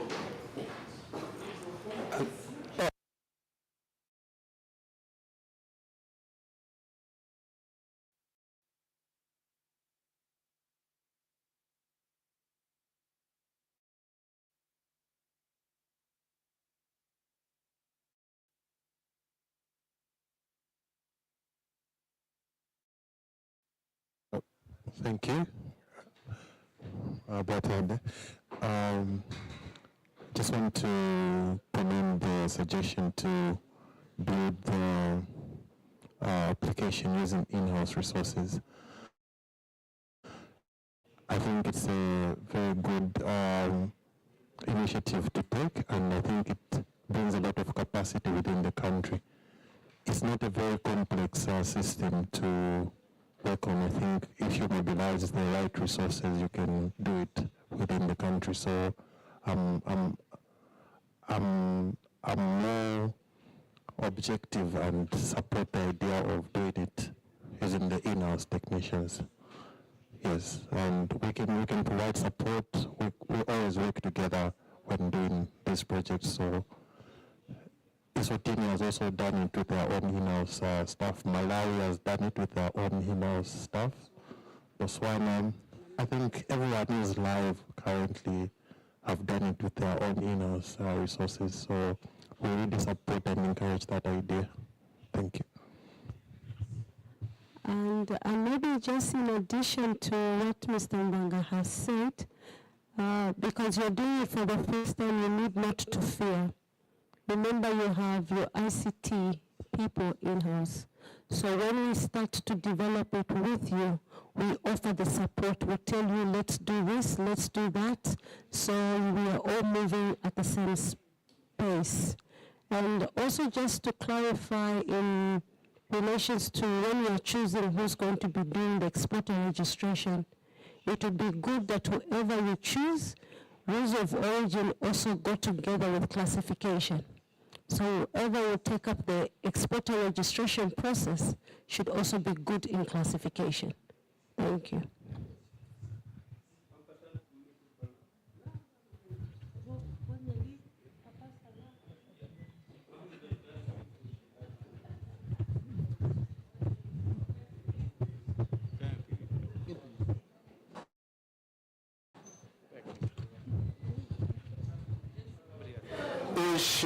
Os nossos especialistas aqui recomendam que o desenvolvimento do modo seja feito internamente. Isso também ajuda naquilo que nós chamamos de capacity building, criar o conhecimento. E assim não vão depender de ninguém. Ok, boa tarde a todos. Jorge Morrongo. Eu, na verdade, fiquei ultrapassado com as duas últimas intervenções dos engenheiros e também da senhora Cíntia, mas aqui dar uma nota de que sim, nós devemos aprender com os bons exemplos, né? E há países que implementaram com sucesso, devemos pegar nisto e replicar. E depois, à medida que formos usar o mesmo sistema, ir implementando para dar aquilo que é a nossa cara, né? Colocar aí o nosso ADN. Então, sim, foi disponibilizado a princípio uma framework e o colega do outro lado, pronto, confirmou exatamente termos técnicos capazes de poderem operacionalizar este código. E sim, não, portanto, nós queremos é que o sistema funcione. E quanto menos tempo pudermos levar a executar ele, melhor seria para nós. Não só para efeitos de redução de custos, mas também porque já deu provas noutras realidades de que efetivamente funciona e funciona bem. Então vamos seguir isto e implementar nestes modos. Portanto, fiquei ultrapassado, mas fica esta nota, né? E obrigado.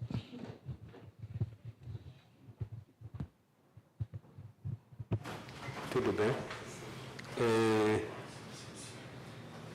Eu acho que vamos ficar por aqui. Continuamos as discussões de amanhã, que já vi que outros já estão a sair, porque até querem pegar o carro do serviço.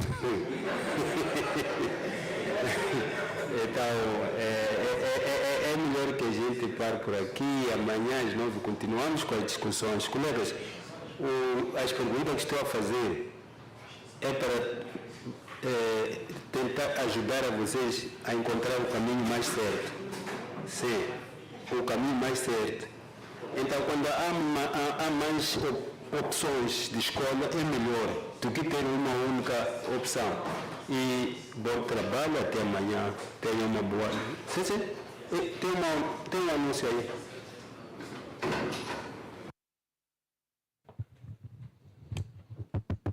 Sim, doutor Alberto, obrigada. Tomei conhecimento de que foram emitidas algumas questões que eu ainda quando via responder propriamente à DENID. Amanhã, com mais calma, doutor Alberto, vamos trazer as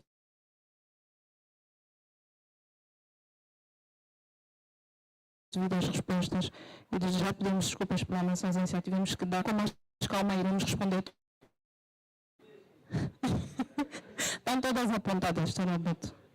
Ok, obrigado a todos.